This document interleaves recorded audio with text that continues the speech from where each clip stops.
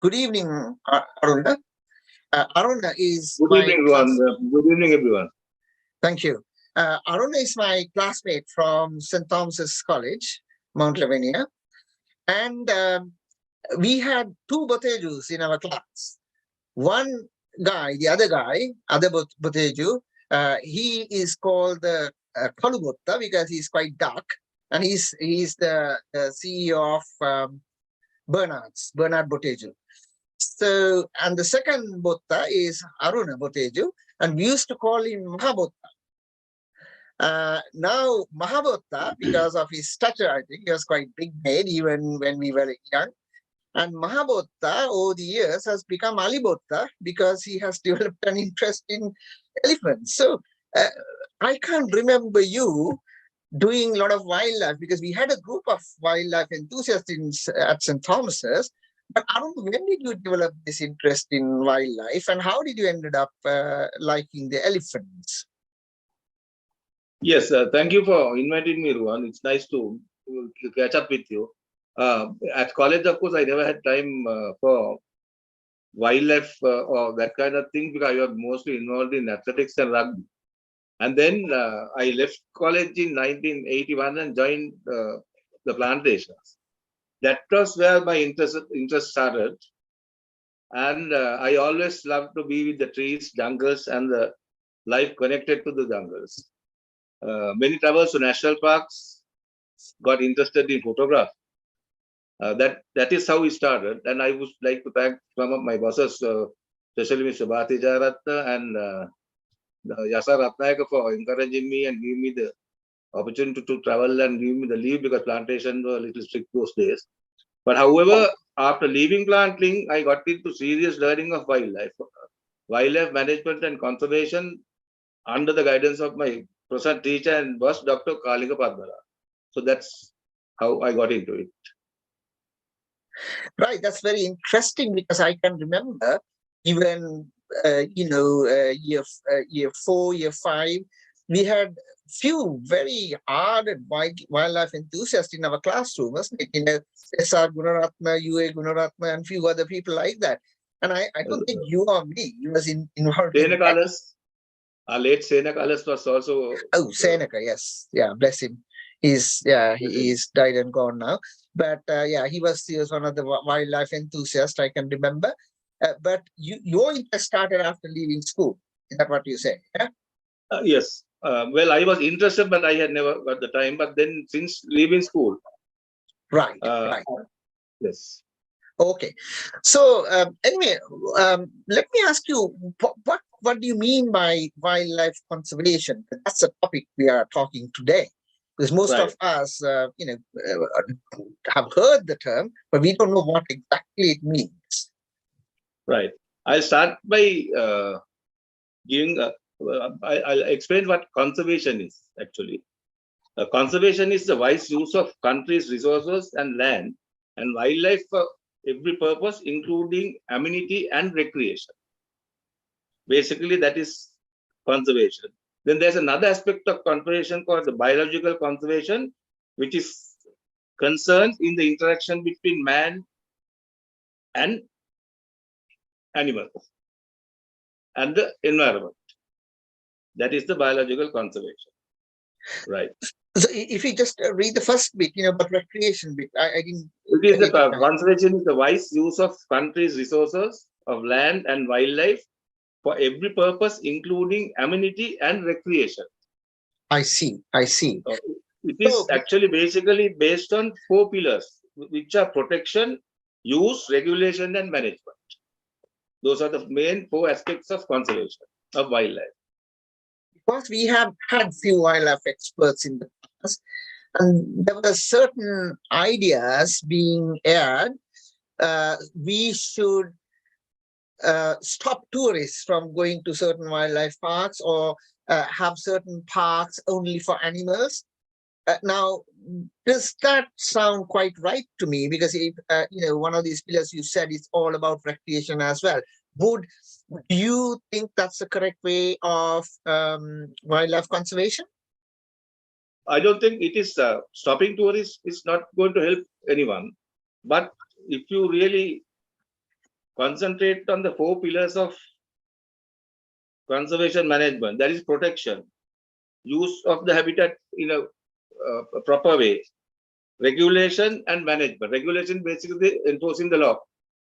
If you have all those things correct, which is not basically, I don't want to comment about not happening. You would have seen a lot of things, so I don't want to go into those things. It is a way of management. How you manage and how you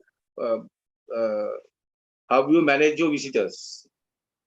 So wildlife is basically conservation, biological diversity, ecological evolution, conservation management, wildlife management, planning of protected areas, management of a park, master plan of a park, management of endangered species, management of problem animals, elephant problem, introduction and reintroduction of wildlife, estate management, recreation management, and law enforcement. So all that comes into that.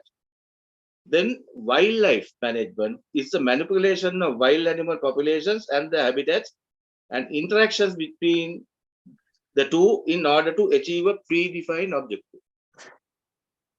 So that is where some people go drastically wrong. Right. Because they don't know the concept of actual wildlife management and conservation.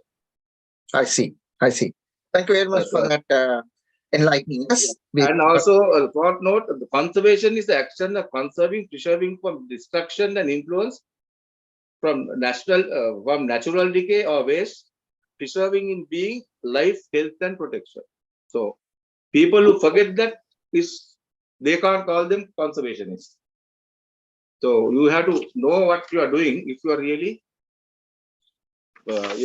talk about wildlife management. Right. Right. Okay. Thank you for that, Aruna. So currently you're the honorary Director of Wildlife for the Wilpattu area. Yes. Right.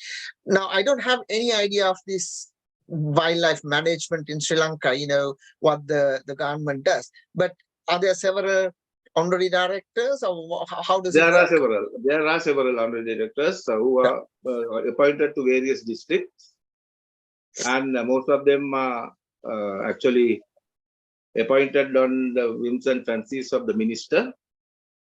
But my appointment was actually on advice of his advisor, planter himself, who is a graduate of economy, chap, and my qualifications as a conservationist. I have my diploma in wildlife conservation and management, the higher diploma in wildlife conservation and management. I have done my research on elephants, and also I have done my higher diploma in ecotourism and environment. So I was the automatic number 1 there. So I continue as possible, much as possible. So, but with these, present context of the country, let's stop it from there. Yes, I understand that. So you're doing an honorary job for Wilpattu area, the park and the surrounding area. Is that right? Yeah. It's from Puttlan district up to Mihintale. And mainly I'm, there are specific duties that are given in my letter of appointment, but at the moment, nothing. I mean, I don't want to get just involved and get sandwiched between, At the moment, I'm doing a little bit of habitat enrichment in areas that are affected, especially by invasive species like, say, Gadapana, which go, and then it is, as Sameera will explain it to a little more, where it kills the elephant, the grass. So clearing up of those things, and also I'm a little bit of involved in maintaining discipline in mainly Wilpattu. And I think we are generally been successful, much better than Yala. I don't think you all have got any complaint of, the vehicles, misbehaving, that sort of thing in Wilpattu. So it has been effort, and it has been quite interesting. And also it has been quite interesting to work with the wildlife, especially the juniors and subordinates. Right. reach out Okay. to them and continue my work. When you mentioned Gandapana, I just had a question because it's not meant to be asked today. But Yeah. is Gandapana same as Bovitia? No, Bovitia and Gandapana same? Gandapana is lantana. Sameera, Gandapana කියන්නේ බෝවිටියා නෙමෙයිනේ. No, බෝවිටියා කියන්නේ සාමාන්‍යයෙන් wet zone එකේ හැදෙන්නේ. ගඳපාන dry zone එකේ හැදෙන්නේ. ගඳපාන කියන්නේ lantana camera. lantana. අපේ මේ දැන් අපේ මේ ඉස්කෝලේ තිබුණා නේ ගඳපාන වඳුරු ගොඩක්. right. ඉස්සර ලංකාවට ගඳපාන ගෙනලා තියෙන්නේ ornamental plant එකක් විදියට. එතකොට ඒක campus වල එහෙම එතකොට ඉස්කෝලවල ඒ වගේ දාලා තියෙනවා. මොකද මේක flowering plant එකක් නේ. ඔව්. short life cycle එකක් එක්ක තියෙන flowering plant එකක්. එතකොට flower මේ different color, different pattern. Therefore they use the ornamental plant in the school, government office and universities, flower garden. ඒතර බෝවිටියා කියන්නේ මොකක්ද? බෝවිටියා කියන්නේ වෙන මේකක්. ඇත්ත ගඳපාන වගේ නෙමෙයි. නෑ. ඒක different. මේ dry zone එකට බෝවිටියා තියෙන්නේ wet zone එකට වගේ පැත්තට තියෙන්නේ. Right. Okay, thank you. Anyway, I will come to that. But Aruna, so I want to ask you, apart from your day job and apart from your job as Honorary Director of Wildlife, you have been doing lots of other things, other projects Yes. unrelated to that. So could you enlighten as to what these other Well, projects it are? has been unrelated to that. It has been connected because I have been targeting underprivileged schools from the at the park boundaries and conducting environment and nature programs, educating the value of the elephants from their small age, because they don't know, they live with the elephant, but they don't know, they don't trust the elephant, or they don't have the love for the elephant. So I've been I should say we have been quite successful. Even Sameera in several nature programs targeting the elephant and helping the children by educating them how to live and mitigate the rest of their lives. And also I have started a station from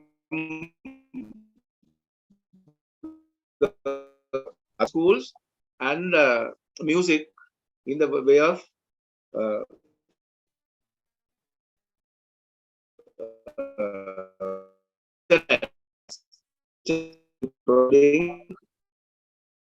and also seminars on nature and sort of thing. But this cricket has caught up with them very much, and I have been doing some programs and giving equipment to some of the schools, and I have found amazing and not scared of the leather ball. Some of them practice ball. I took a coach and did some programs with them. They are so good, immense. So then I asked some of the parents, and they say,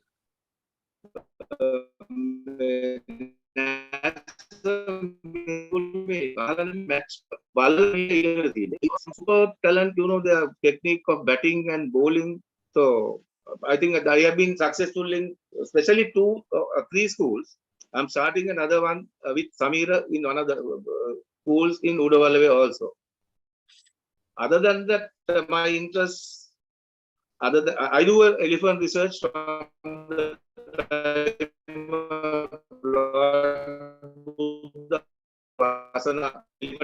that will be a separate report. I will do that separately. I study butterflies, and I have done a study on birds in Wilpattu, various habitats, and done a paper on that. So that keeps me going and keeps me keeps my things going at the moment.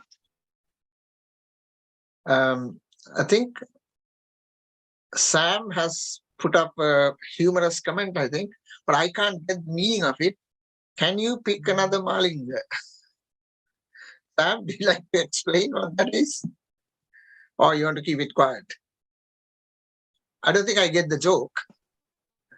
Anyway, let's move on. So at this point, Aruna, thank you very much for getting your esteemed colleague Sameera to talk to us, because my invitation first came to you, and you said Sameera has done lots of research on elephants. Therefore, your recommendation was him. So is that okay? Shall we introduce Sameera now? Yes, please. Yes. Okay. Sameera has over 17 years of experience in biological sciences, wildlife conservation, and social services. Sameera is an expert in wildlife in and around Udawalawe. He has been part of various publications and numerous research under the Udawalawe Elephant Research. His research and area of focus are mainly ecological conservation and the behavior of Asian elephants in the Udawalawe National Park. He has facilitated and spearheaded many community-based projects in Udawalawe. Over the years, Sameera has been a keen figure in educating the people on human-elephant conflicts.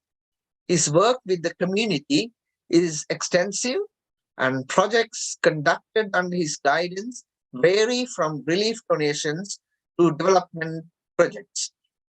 Under the UWERP, Sameera has conducted Montessori projects where they have funded different educational institutions. As a conservationist, Sameera, with his academic knowledge and experience, is key to speaking out on many current environmental issues. His ability to work with various stakeholders and the community of Udawalawe has been the key strength of his achievements. So, Sameera, over to you. And I think Sameera wants to do his lecture in Sinhalese, but that does not mean that you can ask your questions in English. He's quite fluent in Sinhalese and English, and then Aruna is also here. So, over to you, Sameera. You can share your PowerPoint. Pena. Oh. බොහොම ස්තුතියි ඔයාලා ඔක්කොටම මාව අද සම්බන්ධ කරගත්තට විශේෂයෙන්ම අනුර මහත්තයාත් අපේ UK ඔබතුමාලගේ ටීම් එකට හරි මම අද කියන්නම් මේ කතාව අලි ගැන කියන්නේ හැබැයි මේ අලි ගැන කියනකොට ටිකක් ඒක ඉන්ටරෙස්ට් වගේම ඒක ටිකක් අප්‍රසන්න තැනුත් තියෙයි මේ කතාව ඔක්කොම අහන්න වෙනවා එතකොට තමයි මේකේ ඇත්ත නැත්ත මොකද්ද මේ කියන්නේ මොකද්ද වෙලා තියෙන්නේ කියලා වගේ දේවල් තේරෙන්නේ මොනවා හරි තේරෙන්නේ නැති දෙයක් තුනොත් ඒක මට කියන්න මම ආයේ ඒක කියලා දෙන්නම්. ඉතින් අද අපි කතා කරන්නේ ආසියාවේ අලි ගැන. ආසියාවේ අලින් ගිනොත් ලංකාවේ ඉන්නවා ඒගොල්ලෝගෙන් විශේෂයක් වෙච්ච උපවිශේෂයක් වෙච්ච අලියෙක් ශ්‍රී ලාංකික අලියෙක්. එයා ලංකාවේ විතරයි ඉන්නේ. ලෝකෙම ශ්‍රී ලාංකීය අලිය ඉන්නේ ලංකාවේ විතරයි. එලිෆන්ට් මැක්සිමස් කියන සබ් ස්පීසිස් එක දක්වා යන මෙන්න මේ අලි තමයි ශ්‍රී ලංකාවේ ඉන්නේ. ඉතින් මේ අලි ලංකාවේ වියලි කලාපයේ පුරාම පැතිරලා ඉන්නවා. ඉතින් අද අපි ඉගෙන ගමු, දැනගමු, හොයාගමු ඒගොල්ලොන්ගේ කොහොමද හැසිරීම රටාව, මොනවද කරන්නේ, කොහොමද ඉන්නේ, මොනවද මේගොල්ලන්ට තියෙන ප්‍රශ්න, ගොඩක් දේවල්. ඉතින් ඊට කතා කරන කලින් අපි මේ අලි කොහොමද ලෝකෙ පුරා පැතිරලා ඉන්නේ කියලා ගත්තොත් එහෙම සාමාන්‍යයෙන් දැනට ලෝකෙ අලි ඉතුරු වෙලා ඉන්නේ මේ අප්‍රිකාවේ ආසියා කලාපයේ විතරයි. ඔය මැප් එකේ තියෙන්නේ ඒ කලාප දෙක. ඉතින් ඒ විදිහට ගත්තම ලෝකයේ ඉන්නවා අලි වර්ග තුනක්. එහෙම නැත්නම් අලි විශේෂ තුනක්. දෙකක් ඉන්නවා අප්‍රිකාවට ලොකේට් වෙලා තව එක විශේෂයක් ඉන්නවා ආසියානු කලාපයට. හැබැයි ආසියානු කලාපයේ ඉන්න අලියා ආය කාණ්ඩ හතරකට බෙදෙනවා. ජාවා අලි, ශ්‍රී ලංකා අලි, ඉන්දියන් අලි, සුමාත්‍රා අලි කියලා විදිහට බෙදෙනවා. අප්‍රිකාවේ ඉන්න අලි දෙගොල්ල ඇෆ්‍රිකන් ෆොරස්ට් එලිෆන්ට් එහෙම නැත්නම් අර කැලෑව අස්සේ ඉන්න අපි කියන්නේ චූටි අලි කියලා ඒ වගේ අලි ඉන්නවා. ඊට පස්සේ අප්‍රිකන් බුස් එලිෆන්ට් කියලා තව කාණ්ඩයක් ඉන්නවා. එතකොට අප්‍රිකාවේ අලි වර්ග දෙකකුත් ආසියාවේ තව අලි වර්ගයකුත් ඉන්නවා. ආසියාවේ අලි නැවතත් කොටස් හතරකට බෙදිලා වෙන් වෙලා යනවා සබ් ස්පීසිස් වලට. ඔය තියෙන්නේ ඒ සටහන. එතකොට අපි මේගොල්ලෝගේ ගත්තට පස්සේ සම්පූර්ණයෙන්ම මොර්ෆොලොජිකලි කැරක්ටර් සම්පූර්ණයෙන්ම වෙනස්.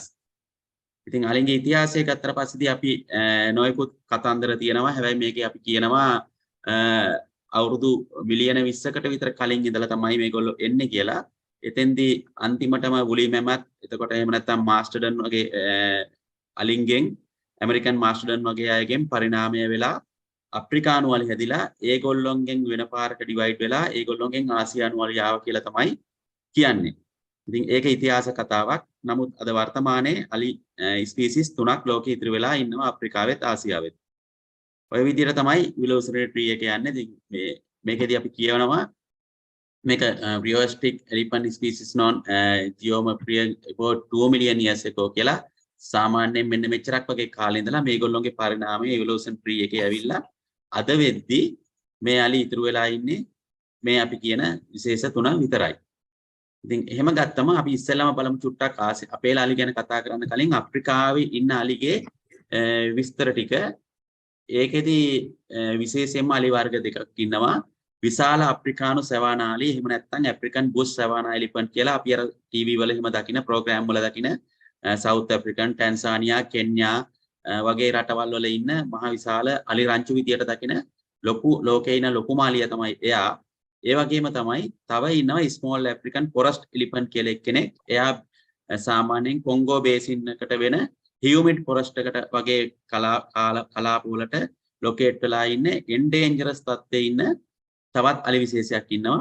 එයාට අපි කියනවා ඇෆ්‍රිකානා ලොක්සඩොන්ටා සයික්ලොටිස් කියලා. අනිත් එක්කෙනාට අපි කියනවා ලොකු එක්කෙනාට ලොක්සඩොන්ටා ඇෆ්‍රිකානා කියලා. ඉතින් මේ දෙන්නගේ ව්‍යුහාත්මක කියන්නේ ස්ට්‍රක්චරලි සමානකම් තිබුණත් ශරීර ප්‍රමාණයෙන් බොඩි කන්ඩිෂන් එක බොඩි ෂේප් එක ටිකක් වෙනස්. මේ අප්‍රිකානු සවානා අලිය එහෙම නැත්නම් බුෂ් එලිෆන්ට් ලොකු එක්කෙනාගේ අඩි 12ක් වගේ විතර වෙනවා උස.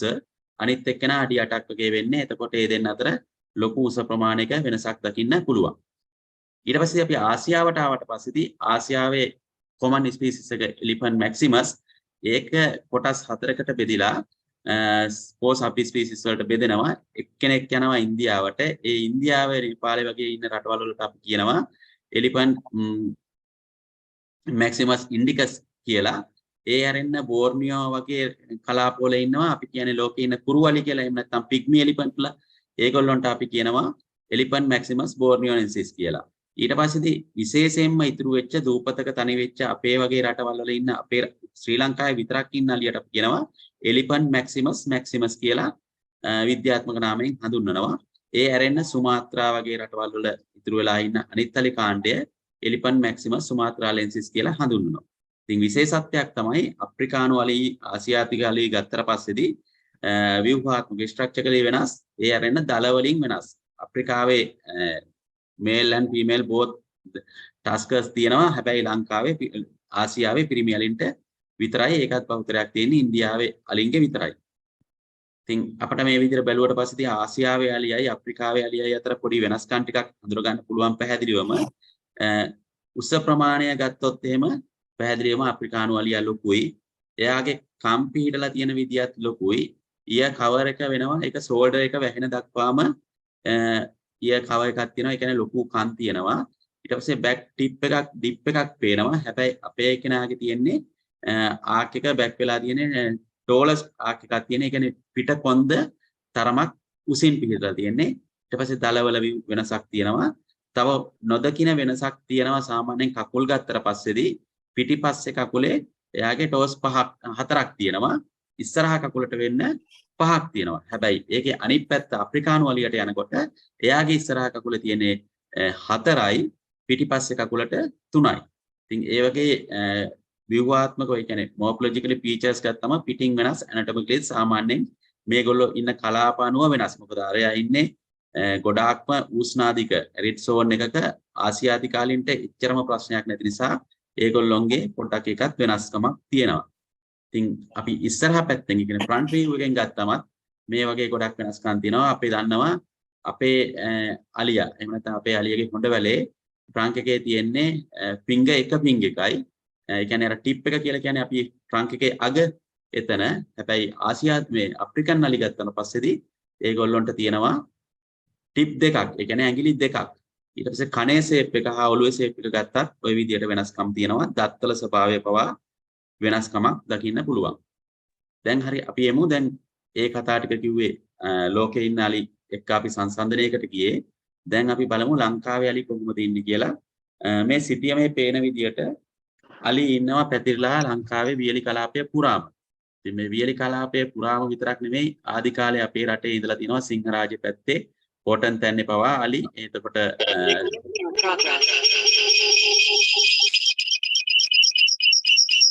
හෙලෝ පැහැදිලිද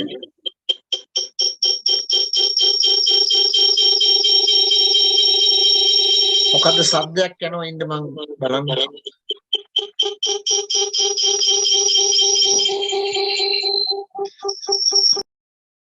හරි. ඕකේ. හරි. කියන්න. එතකොට නමුත් වර්තමානයේ වෙනකොට දිස්ත්‍රික්ක කීපයකට සීමා වෙලා වියලි කලාපය කියන්නේ වයඹ කලාපය වයඹ උතුරු මැද උතුර ඊට පස්සේ දකුණු කලාපය සබරගමුවේ කොටසක් ඌව කලාප වලට අලි සීමා වෙලා තියෙනවා විශේෂයෙන්ම වියලි කලාපයට. හැබැයි ඒ අතරතුර සිංහරාජයේ තාමත් අලි දෙන්නෙක් ඉතුරු වෙලා ඉන්නවා. ඒ ඇරෙන සිරිපාද අඩවියේ අලි රංචුවක් ඉන්න බවට මෑතක් වෙනතුරු සාක්ෂි තියෙනවා. ඉතින් අපි ඉතිහාසයට ගත්තොත් එහෙම ඉතිහාසයේ ඉඳලම අපි අලිත් එක්ක ලොකු සම්බන්ධයක් තියෙනවා. සඳකඩ පහන පොන්රොනල් යුගයේ ඒකෙදි අපි අලින්ගේ රූප දැකලා තියෙනවා. ඉතින් එතකොට අපිට හිතා ගන්න පුළුවන් අපි කොච්චර දුර ගමනක අලිත් එක්ක ළඟම ගමනක් ඇවිල්ලා තියෙනවද කියලා. ඊට පස්සේ අපේ පෙරහැර සංස්කෘතියක් තියෙනවා. ඒ පෙරහැර සංස්කෘතිය අනිවාර්යයෙන්ම ඇසල පෙරහැර මහනුවර පෙරහැරේදී අලියා තමයි තින්නේ. ඒ අලි නැතිව ඒ පෙරහැර නැති තරම්. ඒ වගේම ඉස්සරේලා රජතුමත් එක්ක යුද්ධ කරපු කාලේ ඒ වගේ කාලේ ඈත අතීතයට ගිහිල්ලා තියෙනවා මේ අපේ අලින්ගේ කතාව. අලි එක අල්ලලා අලි හදලා අලි එක්ක ගමනක් ගිහිල්ලා තියෙනවා. අර පනාමුරේ ඇත් රාජ වගේ හීලෑ කරන්න අලි අල්ලලා ඒ වගේ ඉතිහාස කතා අපි ගොඩක් දන්නවා. ඒ ඇරෙන්නේ ඉංග්‍රීසි යුගයට ආවට පස්සේදී කෝච්චි හදනකොට විශේෂයෙන් මේක මට හිතෙන්නේ අපේ අනුර මහත්මයා කියලා දෙයි දැන් උනත් කෝච්චි එන්ජින් පවා ගෙනහිලා තියෙන්නේ අලින්ගෙන් චුට්ටක් මේ වෙලාවේ පොටක් අනුර මහත්මයාට විස්තර කරන්න පුළුවන් නම් ඒක වඩා වටිනවා. මේ ගමම මට මෙතනින් කතාව ඉස්සරහට අරන් යන්න පුළුවන් එතකොට. right ඔව් සමීර එතකොට මේ එතන දැන් ඔයා කිව්වා වගේ the elephant there were elephants in Horton Plains. Ruan, can you hear me? Hello. There were elephants in Horton Plains. And can you all hear me? We can hear you. We can hear. Right. There were elephants in Horton Plains, as he said, but they were all wiped out by the planters who started the plantations there. As a plant, I know that's also a different story, but I can tell you the Thomas Farr who made the Farr in. If you all have got to Horton Plains, you all have heard Thomas Farr. The inn was named as he had shot 27 elephants before breakfast. So you can imagine the carnage that took place. They wiped out all the elephants. Those were the ones that Sameera Weerathunga or Kuruwage podi ali hitiye oy Horton Plains වලයි. නමුත් ඊට පසුව ඒක නැති වෙලා සම්පූර්ණයෙන් නැති වුණා. And then all the factory equipment and whatever when the railroads were done, they were all pulled up by elephants, including the factories in Haputale, the Haputale Kanda. The elephants only first dragged and transported the factory machinery generators. And also in regard to war, I think everyone would have heard about the famous Mullaria war, where Kirtisi Rajasinghe Tikiri Kumaru had won against the Portuguese.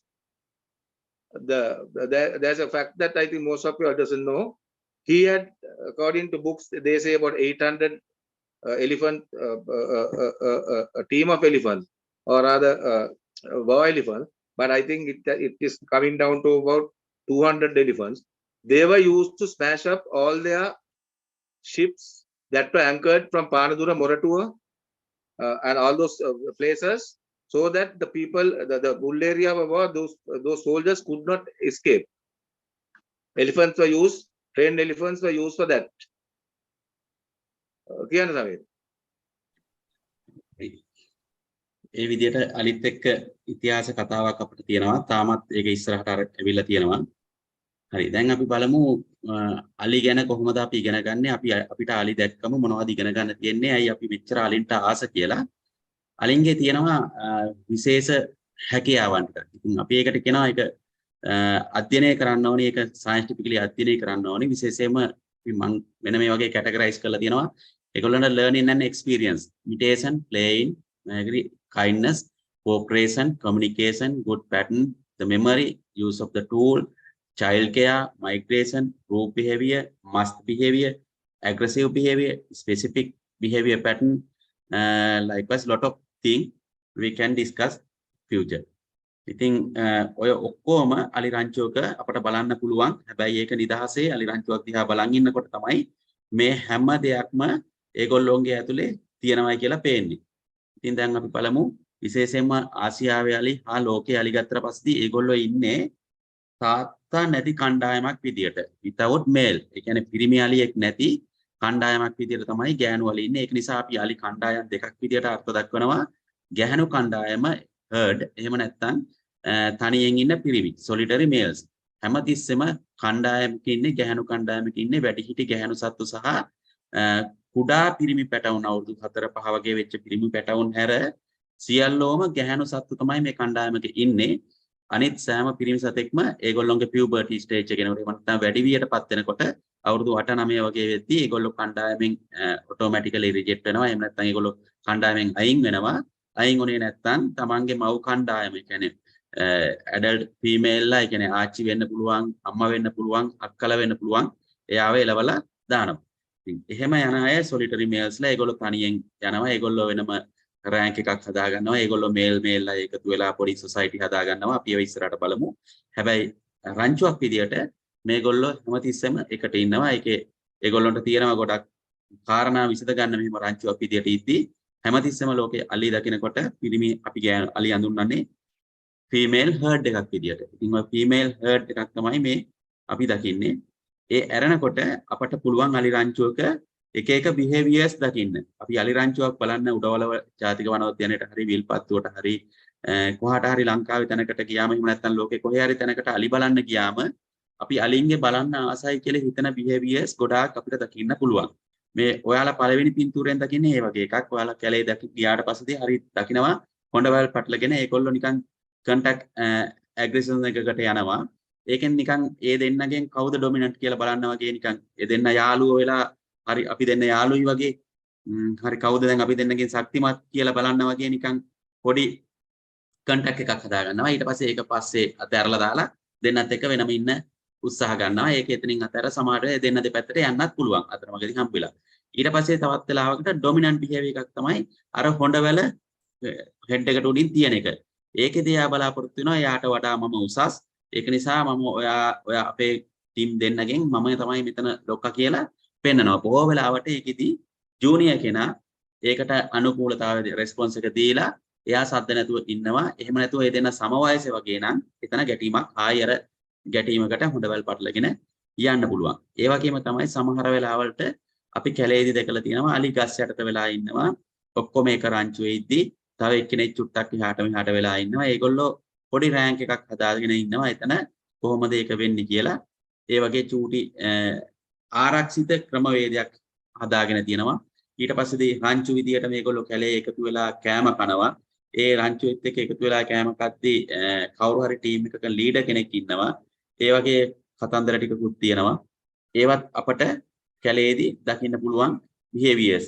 ඒ අරෙන්න අපි හිතමු මොකක් හරි මේගොල්ලෝ හරි කැමති ගස්වල බාක් එක remove කරගෙන කන්න. ඒ කියන්නේ බාක් එකක්, ඒ කියන්නේ අපි හිතමු පීකස් වගේ. එහෙම නැත්නම් නුග වගේ ගහක් කඩාගත්තට පස්සේදී ඒගොල්ලෝ ඒක හරි ලස්සනට ෂෙයා කරගන්නවා. ඔක්කොම කට්ටියද කතා කරන්න කියන්නේ එක්කෙනෙක් ආවට පස්සේදී එයා කැඩුවට පස්සේදී ඒ අත්ත අනිත් අයත් ඒක ඉවර වෙනකම්ම සාමාන්‍යයෙන් කනවා. ඒක හරි ලස්සන behavior එකක්. ඒක බාක් එක රිමූව් කරගන්නවා, ඒවකට දාගන්නවා. ඒ වගේ දේවල් බලන්න මේ අලින්ගේ behaviors වල අපිට දකින්න පුළුවන්. එතෙන් ඒ හැරුණාට පස්සේ අපිට පුළුවන් මේගොල්ලෝ පැටව ආරක්ෂා කරන විදිය බලන්න. රංචුවක් විදියට ඉඳගෙන adult female ගේ ඉඳලා ආච්චි අම්මා අක්කා වගේ අයත් එක්ක ඉන්න. ඔව්. Sameera මිනිත්තුවක් දෙන්න. හරි. Now as Sameera said, when they share the fecus tree, they going for a special vitamin or whatever that they require, and also they help the other small animals to they don't eat the smaller leaf that fall on the ground below the ground after they devour the whatever the tree. Maybe if you take a ficus or a nougat tree, the small leaf is helpful for the deer, the wild boar, and the small animals to get their vitamins and that sort of thing, because they could never eat that leaf which is right on top. So that also another way of they are helping the other animals in the jungle. Other animals. Thank you. ඔව්. ඒ අනුර මහත්තයා කියපු එක ගොඩක් වැදගත් එකක්. මොකද අලියෙක් ඉන්න කැලෑවක් එයා මේන්ටේන් කරනවා අනිත් ඔක්කොටම. ඒක නිසාම අපි ඒකට කියනවා කීස්ටෝන් ස්පීසිස් එකක් කියලා අලි. ඒ වගේම අම්බ්‍රෙලා ස්පීසිස් එකක් කියලා. ඒ ටික අපි පස්සට කතා කරගමු. ඒ වගේම තමයි මේගොල්ලෝ හැමතිස්සෙම ඒගොල්ලොන්ගේ පැටව ප්‍රොටෙක්ට් කරගෙන යන ගමනක් තමයි රංචුවක් විදියට යන්නේ. එතකොට එතනත් අපිට දකින්න පුළුවන් හරි ලස්සන බිහේවියර් එකක්. ගොඩක් වෙලාවට අම්මා කෙනෙක්ගේ පැටියෙක් හැමතිස්සෙම අම්මත් එක්ක ඉන්නේ නැහැ. එයා ඉන්නේ එයාගේ අක්කා හෝ එහෙම නැත්නම් පුංචි අම්මා එක්ක. සමහර වෙලට පුංචි අම්මට බබෙක් හම්බ වෙලා නැතු වෙන්න පුළුවන්.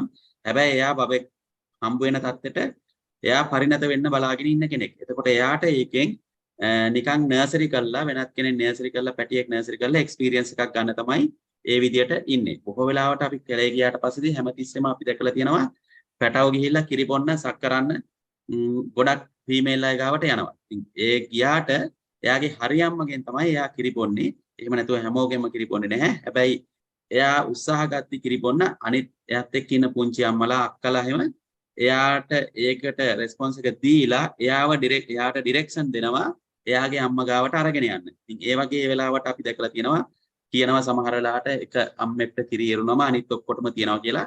නමුත් ඒක නෙවෙයි කතාව. අර වගේ දෙයක් තමයි එතන වෙන්නේ. මොකද එයාගේ අම්මට පොඩක් එහයින් හෝ මොකක් හරි ප්‍රශ්නයක් නිසා ඒ අතර නැත්තම් අර පැටියා බලාගන්නේ වෙනත් ඇඩල්ට් කෙනෙක්. හැබැයි උඩවලවේ අපි විශේෂයෙන් දැකපු අවස්ථාවක් තියෙනවා. සඳමාලි කියලා අපි දන්න ඇතින්න එයා දෙපැත්තෙන් එයාගේ පැටියටයි තව පැටියෙකුටයි කිරි දීපු අසාමාන්‍ය අවස්ථාවක් අපි දැකලා තියෙනවා. ඒ වගේ දේවල් සිද්ධ වෙනවා පාකයක් ඇතුලේ. නමුත් සාමාන්‍යයෙන් සිද්ධ වෙන්නේ අර සිදුවීම. ඊට පස්සේදී අලින්ගේ වැදගත්ම දේ තමයි ප්‍රජනනය. එහෙම නැත්නම් මේට් වෙන අවස්ථාව. ගොඩක් අය වැරදි වැටහීමක ඉන්නවා ඒගොල්ලෝ වලවල් පාරගෙන ඒ වගේ දේවල් කරනවා කියලා. නමුත් එහෙම නැහැ. ඒකට හොඳ කන්ඩිෂන් එකක් තියෙන්න ඕනි. ෆීමේල් හොඳ ස්ට්‍රෙස් වෙලා හොඳ තත්ත්වයක ඉන්න ඕනි. ස්ට්‍රෙස් ෆීමේල් කෙනෙක් වෙන්න ඕනි. ඒ වගේම තමයි පිරිමි සතා හොඳ හෙල්දි මස්ත් එකට එහෙම නැත්නම් මද කිපුණු අවස්ථාවක ඉන්න ඕන.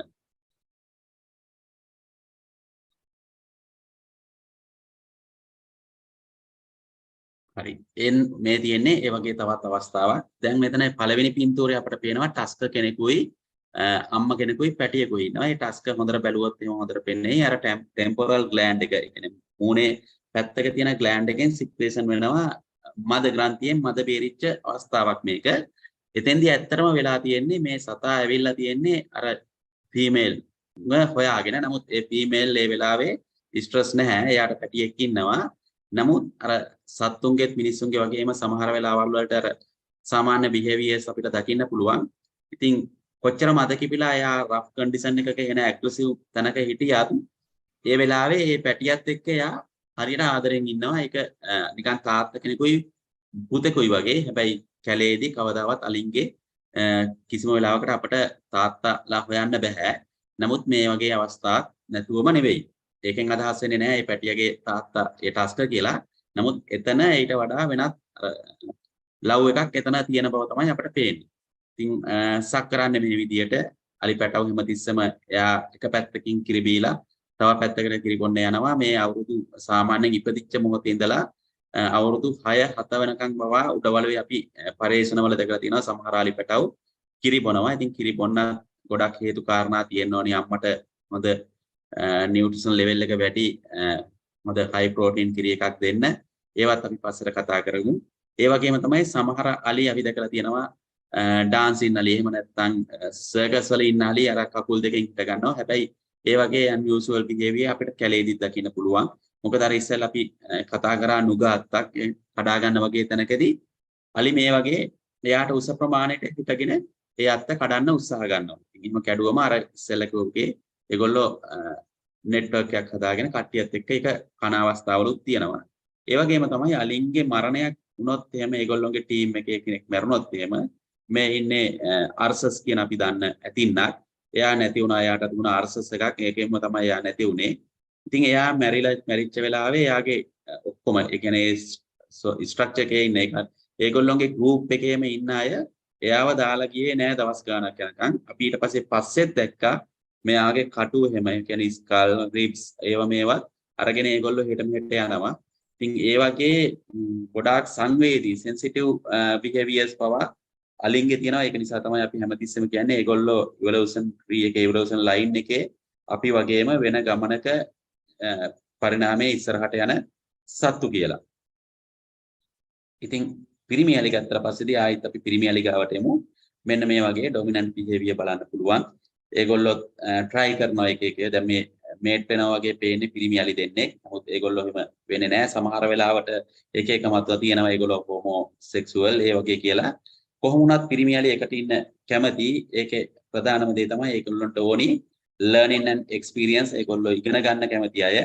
ලොකු වැඩිහිටි පිරිමි අලියෙක්ගේ පස්සේ අනිත් පොඩි පිරිමි අලි ගිහිල්ලා තමයි ඉගෙන ගන්න. මොකද ඒගොල්ලන්ට කණ්ඩායමක ඉගෙන ගන්න බෑ. කණ්ඩායමෙන් ඒගොල්ලෝ අයින් කරන නිසා ඒගොල්ලෝ ඉගෙන ගන්න ඕනි තවත් පිරිමි අලියෙක්ගෙම තමයි. ඉතින් ඒ වගේ අවස්ථාවල මේ වගේ behaviors අපිට දකින්නත් පුළුවන්. අමීර පොඩි ප්‍රශ්නයක් තියෙනවා මට. හරිද?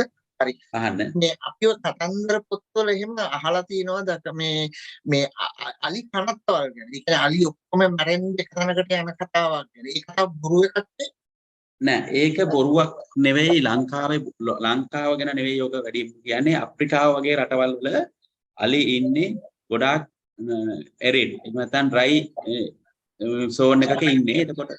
එතකොට අලියෙක් සාමාන්‍යයෙන් මැරෙන්නේ අලියාගේ මරණය සිද්ධ වෙන්නේ මෙකැනිකල් ඩෙත් එකක් කියලා තමයි අපි කියන්නේ. ඒ කියන්නේ නැචරල් ඩෙත් එකක් නෙවෙයි. මෙකැනිකල් ඩෙත් එකක් කියලා කියන්නේ අලියාගේ ඉන්නේ ප්ලේට් ටිකක් දත්වල තියෙන මෝලා එක මෝලාස් ගෙවිලා ඒගොල්ලෝ මොකද ග්‍රයින්ඩින් මෝලාස් තියෙන්නේ. ඒක ඒගොල්ලෝ කන්නේ ෆයිබර් අඩංගු ආහාර. ඒ කියන්නේ කටුක ඒ කියන්නේ රබ් ෆුඩ් පැටර්න් එකක් තමයි ඒගොල්ලන්ට තියෙන්නේ. ඉතින් ඒක කාලයක් යද්දි මේ දත් ගෙවිලා ඒගොල්ලන්ට දත් නැති වෙනවා. දත් නැති වුණත් වයස තියෙනවා ඒගොල්ලන්ට තව ජීවත් වෙන්න ඕනි. අන්න ඒ වගේ අවස්ථාවක ඒගොල්ලෝ පුළුවන් තරම් ප්‍රෙසි ග්‍රාස් ඒ කියන්නේ ප්‍රෙස් ග්‍රාස් එක තියෙන තැන් වලට හොයාගෙන යනවා. විශේෂයෙන්ම වතුර තියෙන තැන් වලට අපි කියන්නේ විල්ලු එහෙම නැත්නම් වතුර වලවල් වල ගාව තියෙන ඒ කෑම කොළ හරි අලුත් young leaves තියෙන්නේ. ඒවා කන්න ලේසි. දත් ඕනේ නැහැ. හරියට අපේ වයසක අය මේ බුලත් පිට කොටලා කන්නේ.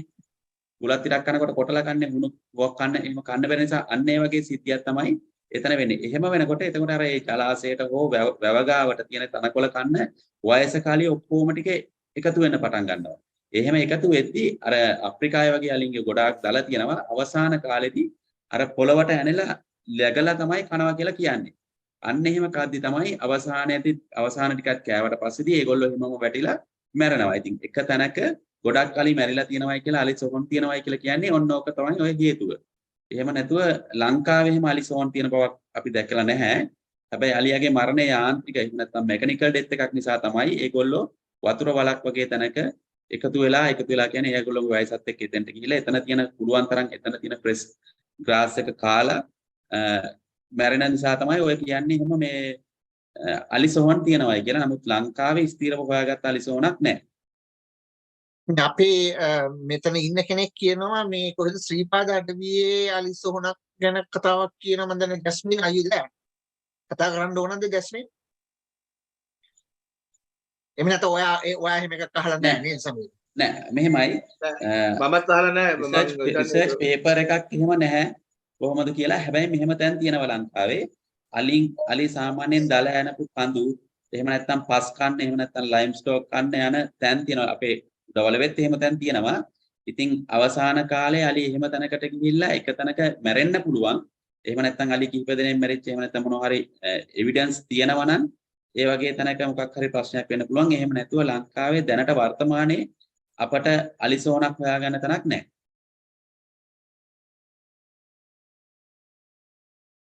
පැහැදිලිද? මං හිතන්නේ Sam and Jasmine, I think that YouTube facts are questionable. Even in my research, we have never come a specific place as a elephant cemetery.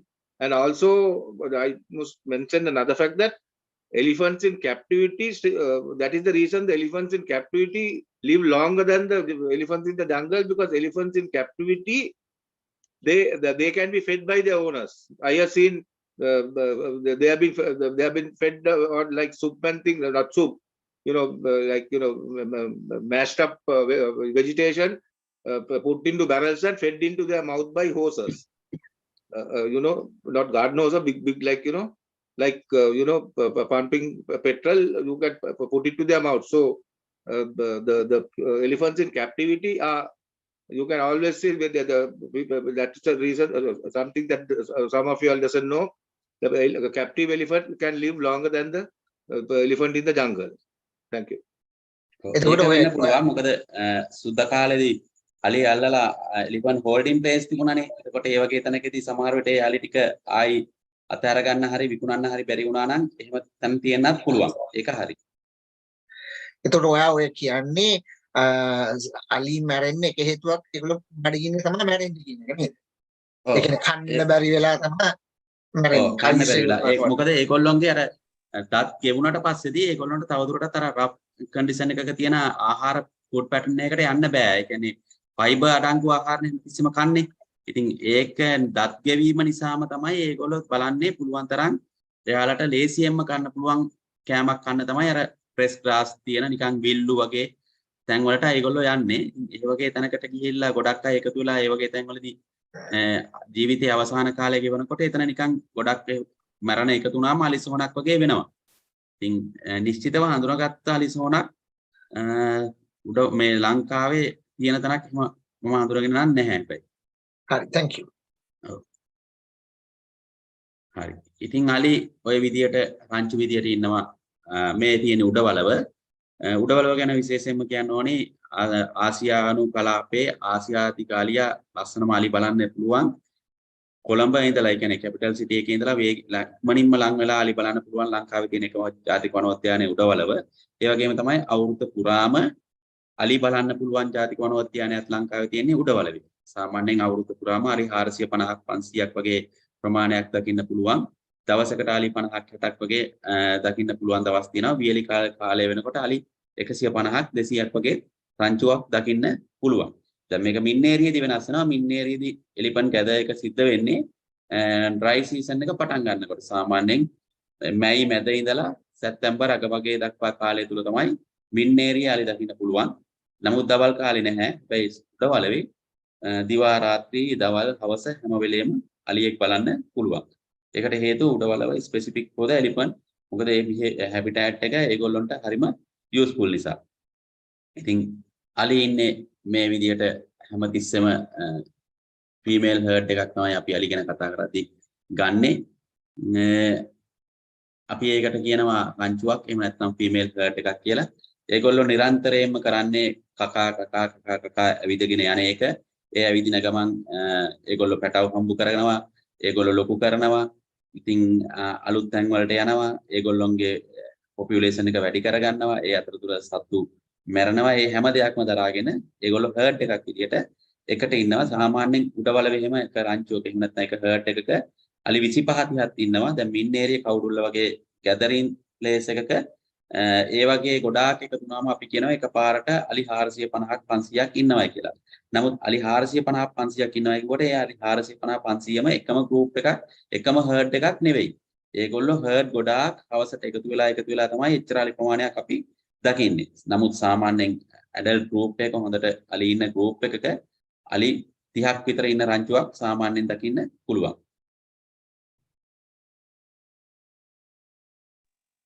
මේ තියෙන්නේ ඒ වගේ ලොකු රංචුවක්. දැන් මේ රංචුව ඇතුලේ අපට පේනවා චූටි බෝල ගෙඩි වගේ පැටව හංගගෙන ඉන්නවා. ඉතින් කොයි වෙලේවත් පැටව එළියට එනවා එක පාටවත් පේන්නේ නැහැ. ඒක තමයි රංචුවක තියෙන මූලික ලක්ෂණය. ප්‍රොටෙක්ෂන් එක තමයි වඩා වැදගත් වෙන්නේ ජෙනරේෂන් එක ඉස්සරහට අරගෙන යන්න. ඉතින් ඔය විදියට ෆ්‍රන්ට් ලයින් එකට එන්නේ ඇඩල්ට් අය. ඒගොල්ලොන්ගේ ලොකුම කෙනා අපි කියනවා ටීම් ලීඩර් කෙනෙක් විදියට හඳුන්වන ෆීමේල් ඇඩල්ට් කෙනා කණ්ඩායමේ ආච්චි හෝ නැන්ද කෙනෙක් වගේ වෙන්න පුළුවන්. ඉතින් එහෙම තමයි කණ්ඩායමක් අපිට එකපාර දකින්න තියෙන්නේ.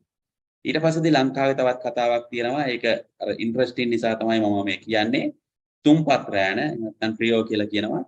මේකට විවිධ කතා තියෙනවා. එක එක විදියට අර්ථ ගන්න ඕන ඒක. නමුත් ඩිෆිනිෂන් එක කොහොම වුණත් අපි අත්දැකීමෙන් දන්න දේ තමයි වැඩිහිටි ගැහැණු සත්තු. ඒ කියන්නේ ඇඩල්ට් ෆීමේල්ලා දෙන්නෙක් එක්ක චූටි පැටියෙක් ඉන්න පුළුවන්. හැබැයි ඒ චූටි පැටියා පිරිමි පැටියෙක් හෝ ගැහැණු පැටියෙක් වෙන්න පුළුවන්. අනිවාර්යයෙන්ම මෙතන ගැහැණු පිරිමි සතෙක් නම් ඉන්න බෑ. ඒ කියන්නේ මේකේ ඇත්තම කතාව කියනවා නම් එක්කෝ ඒ කණ්ඩායමේ ඉන්න ඒ කියන්නේ ලොකු කණ්ඩායමක එක තැනකදී අපි දකිනවා ඔන්න අලි 3 දෙනෙක් ඉන්නවා. හැබැයි ඒ කණ්ඩායමේ අනිත් අය තව තැනක ඉන්නවා. හැබැයි ඒ දකින්න 3 දෙනා ආකර්ෂණීය නිසා අපි අර නමක් දාගෙන තියෙනවා තුම්පත් රෑනේ කියලා. නමුත් තුම්පත් රෑන් කියලා කණ්ඩායමක් ලෝකේ කොහෙවත් නැහැ. තුම්පත් රෑන කියන්නේ අර 20ක් විතර හිටි කණ්ඩායමෙන්ම 3 දෙනෙක් ඔන්න ඉස්සර වෙලා කොහේ හරි දැක්කම හෝ 3 දෙනා දැක්කොත් ඒක තුම්පත් රෑනක් වෙනවා. හැබැයි මේ තුම්පත් රෑන ඇතුලේ ඉන්න පුළුවන් වැඩි හිටි ගැහැණු සත්තු දෙන්නෙකුයි පොඩි පිරිමි සතෙක් පැටියෙක් හෝ ගැහැණු පැටියෙක් වෙන්න පුළුවන්. එක්ක 3 දෙනාම ගැහැණු අය වෙන්න පුළුවන්. එහෙම නැත්නම් වැඩි හිටි පිරිමි ගැහැණු සත්තු දෙන්නෙක් එක්ක චූටි පැටියෙක් ඉන්න පුළුවන්. ඉතින් එතන ඉන්නේ සමහර විට ලොකු අම්මයි පුතයි වෙන්න පුළුවන්. ලොකු අම්මයි දුවයි වෙන්න පුළුවන්. ආච්චි ඒ ආච්චිගේ දුවයි ඒ දුවගේ පැටියයි වෙන්නත් පුළුවන්. ඉතින් ඒක තමයි තුම්පත් රෑන ගැන තියෙන කතාව. නමුත් එක එක අය එක එක විදිහට ඒක අර්ථ දක්වන වෙලාවල් තියෙනවා. ඊට පස්සේදී අපි ගත්තට පස්සේදී අලි රංචුවක අර හැංගවිච්ච පැටවුම් ඔක්කොම එළියට ඇවිල්ලා මේ වගේ එකක් ඩිවයිඩ් වෙලා ස්ප්‍රෙඩ් වෙලා ඉන්නකොට අපට හරි ලස්සනට බලන්න පුළුවන් මේගොල්ලොන්ගේ වයසත් එක්ක උස ප්‍රමාණයක් තියෙනවා. මේ වයසත් එක්ක කොහොමද මේගොල්ලෝ අඳුරගන්නේ කියලා. දැන් මේ මගේ රූපේ තියෙනවා මේ හැමෝම ඉන්න අලි. අපිට ඉස්සරහින්ම පේනවා ඇඩල්ට් කෙනෙක් ඉන්නවා. ඊට පස්සේ එහා ගාවම මෙහා පැත්තේ වම් අත පැත්තෙන් ඉන්නවා සබ් ඇඩල්ට් කෙනෙක්. හැබැයි ඇඩල්ට් තරම් උස නැහැ. එච්චරම මූඩ් එක ඒ කියන්නේ මූණ පේස් එක එහෙම එච්චර ලොකු නැහැ. එහෙම කෙනෙක් ඉන්නවා. ඊට පස්සේදී අම්මා ගාවම ඉන්නවා ජුවනයිල් කෙනෙක්. ඊට පස්සේ ජුවනයිල් එක්කෙනාට පිටිපස්සෙන් තුන්වෙනියට ඉන්න කෙනා ඉන්ෆන්ට් කෙනෙක්. අම්මයි ජුවනයිල් එක්කෙනයි ළඟම ඉන්න කෙනා නිව්බෝර්න් කෙනෙක්. එතකොට අපිට මේකේ සම්පූර්ණයෙන්ම අලි රංචුවක් ගත්තම කොහොමද මේගොල්ලොන්ගේ ඒජ් ක්ලාසිෆිකේෂන් එක ඩිටර්මයින් කරන්න කියන එක අපිට දැන් පැහැදිලිව පේනවා මේගොල්ලොන්ගේ උසත් එක්ක ගත්තට පස්සේදී. ඒක අපි වයසක් එක්ක ගත්තට පස්සේදී මෙන්න මේ විදිහට අපි කියනවා සාමාන්‍යයෙන් අවුරුදු 10ට වැඩි එහෙම නැත්නම් has been pregnant එහෙම නැත්නම් එයා ඊළඟට අම්මා කෙනෙක් වෙන්න ඉන්න වගේ අයට අපි කියනවා ඒගොල්ලෝ ඇඩල්ට් කියලා. සාමාන්‍යයෙන් අවුරුදු 8-12 වගේ වයසේ ඉන්න ඊළඟ අය සබ් ඇඩල්ට් විදියට ගන්නවා. මේක එකපාරට කාටවත් අඳුර ගන්න බෑ. ඒ කියන්නේ දැන් ඔයාලා පාකකේ ආවට පස්සේ මේක මෙයා සබ් ඇඩල්ට් කෙනෙක් කියලා කියන්න බෑ. නමුත් පරිේශනාත්මකව අපි කණ්ඩායමක් අවුරුදු ගානක් තිස්සේ දකිනකොට අපි දන්නවා ඇඩල්ට් අය කවුද, සබ් ඇඩල්ට් අය කවුද, ජුවනයිල් කවුද, ඉන්ෆන්ට්ලා කොහොමද අපි අඳුරනවා, නිව්බෝර්න් අයත් අපි දන්නවා. ඒගොල්ලෝ කණ්ඩායමට අලුතෙන් එකතු වෙන අය. අරගොල්ලෝ ඒජ් එක වැඩි වෙලා ගිහිල්ලා අපි හිතමු කමලගේ ගෲප් එකේ කමලා මැරුණාට පස්සේදී කාන්ති තමයි එතන ඇඩල්ට් කෙනා වෙන්නේ. ඒ කියන්නේ ඒගොල්ලෝ වයසත් එක්ක පෙන්වන ෆීචර්ස් එක අපි තේරුම් ගන්නවා මේගොල්ලෝ තමයි මෙහෙම වෙන්නේ කියලා. නමුත් විද්‍යාත්මකව පොඩි කැටගරි එකකට දාලා තියෙනවා ඒජ් ක්ලාසිෆිකේෂන් එක ඔය විදියට. හරි. දැන් මම ඔයාලට කියලා දෙන්න යන්නේ පොඩි සෙල්ලමක්. ඒ කියන්නේ පාක් එකකට ගියොත් එකපාර කොහොමද අලියෙක් අඳුරගන්නේ කියලා නිකන් එක්ස්ටර්නල් කැරක්ටරිස්ටික්ස් වලින් එහෙම නැත්නම් බාහිර ලක්ෂණ වලින් කොහොමද මෙයා ගෑනු සතෙක්ද පිරිමි සතෙක්ද කියලා අඳුරගන්නේ. මේකදී මට ඔබතුමා එක්කෙනෙක් දෙන්නෙක් උත්තර දෙන්න වෙනවා. දැන් මෙතන ඉන්නවා අලි 4 දෙනෙක්. මේ අලි 4 දෙනාගෙන් වම් පැත්තේ පළවෙනියට ඉන්න කෙනා මේල්ද ෆීමේල්ද කියලා කොහොමද කියන්නේ? අඳුරගන්න පුළුවන්ද? මේ උඩම ඉන්න අලියා කාට හරි කියන්න පුළුවන්ද එයා පිරිමි අලියෙක්ද ගෑණි අලියෙක්ද කියලා? එයාගේ පොඩ්ඩක් බඩ ටිකක් ලොකුයි වගේ. ඒකට ෆීමේල් කියලා හිතන්න පුළුවන්. ප්‍රෙග්නන්ට් ෆීමේල් කෙනෙක්ද දන්නේ නැහැ. හරියට හොයන්න බෑ. නෑ කමන්නේ. අපි වැරදුනාට කමන්නේ. අපි ගෙස් කරනවා විතරයි. හරි. එතකොට ඒකම එහා පැත්තේ මම මේ ඇදිලා ඉන්න ලොකු එක්කෙනෙක් ඉන්නේ. එයා ගෑනු සතෙක්ද පිරිමි සතෙක්ද කියලා කියන්න පුළුවන්ද? අපි හිතන්නකෝ කිසිම ඕගන්ස් මොකුත් පේන්නේ නැහැ. බ්‍රෙස්ට් එක පේන්නේ නැහැ. පෙනිස් පේන්නේ නැහැ. නිකන් හිතන්න අපිට පේන්නේ උඩ ටික විතරයි. කොන්ද රවුමට නැවිලා තියෙන්නේ ඒ පිරිමි සතෙක් එයා. කොන්ද ඒ උත්තරේ හරි. එතකොට ඒකම යට ඉන්නවා තුන්වෙනියට මේ කන ලස්සනට පේන ගෑනු තව සතෙක් ඉන්නේ. එයා කවුද? එයා ගෑනු සතෙක්. එයා ගෑනු සතෙක් කියලා කිව්වේ එයාගේ බ්‍රෙස්ට් එක හරි මොනවා හරි දැකපු නිසාද? එහෙම නැත්නම් කොහොමද කිව්වේ? ගෑනු සතාගේ කොන්ද මේ ෆ්ලැට්. පිරිමි සතාගේ කොන්ද මෙහෙම රවුම් උසයි. හරියට හරි. හරි. දැන් එතකොට කතාව හරි. කතාවට උත්තර තුනක් හම්බුණා. මේ ඉන්නේ මුලින්ම ඉන්නේ පිරිමි සතෙක්. එයාගේ මොකුත් අපට ඕගන්ස් පේන්නේ නැහැ, මොකුත් අවයව මොකුත් පේන්නේ නැහැ. ඊළඟට ඉන්නේ පිරිමි සතෙක්, තුන්වෙනියට ඉන්නේ ගෑනු සතෙක්, හතරවෙනියක් කොහොමත් අපි දන්නවා ලංකාවේ වගේ රටවල ටැක්ස් තියෙන්නේ, දාලා තියෙන්නේ පිරිමි සතුන්ට කියලා. එහෙනම් කොහොමද අපි මේගොල්ලෝ අඳුරගන්නේ?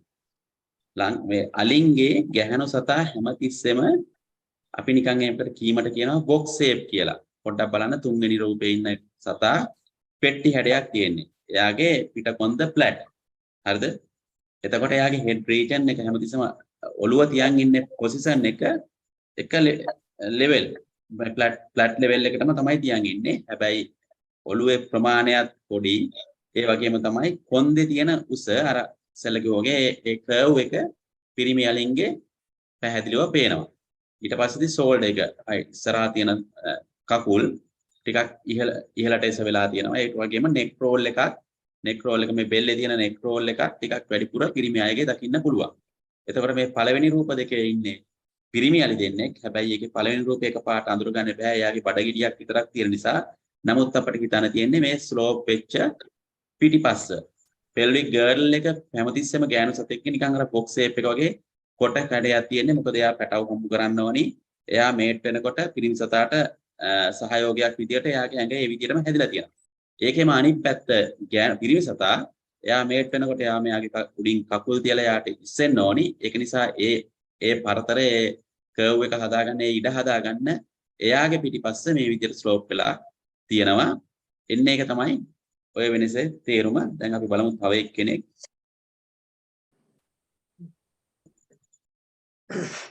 හොඳ. ඔය කියපු ලක්ෂණත් එක්ක මේල් එයා පැහැදිලිවම මේල් කෙනෙක්. එයාගේ පේනවා අර කොන්ද උසයි, හෙඩ් රීජන් එක තියාගෙන ඉන්න විදියෙමයි, බැක් එක ස්ලෝප් වෙලා, ෂෝල්ඩර්ස් ලොකුයි. එතකොට එයා මේල්. එතකොට මෙයා මේ රැම්බෝ නේද?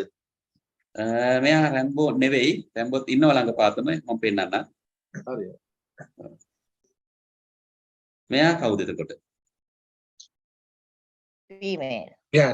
ඔව් එයා ෆීමේල්. එයා කොහොමත් බ්‍රෙස්ට් එක පේනවා. ඒ අරගෙන එයාගේ ඔළුව පැහැදිලිව පේනවා. බොක්ස් ෂේප් එයා තියෙනවා. හරි කෙට්ටුයිනේ.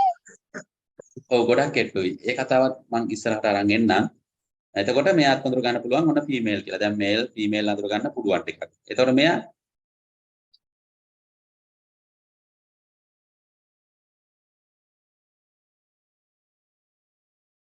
එයාගේ කොහොමත් පේනවා සාමාන්‍යයෙන්. ඒක පේන්නේ නැහැ කියලා හිතුවොත්. ෆීමේල්.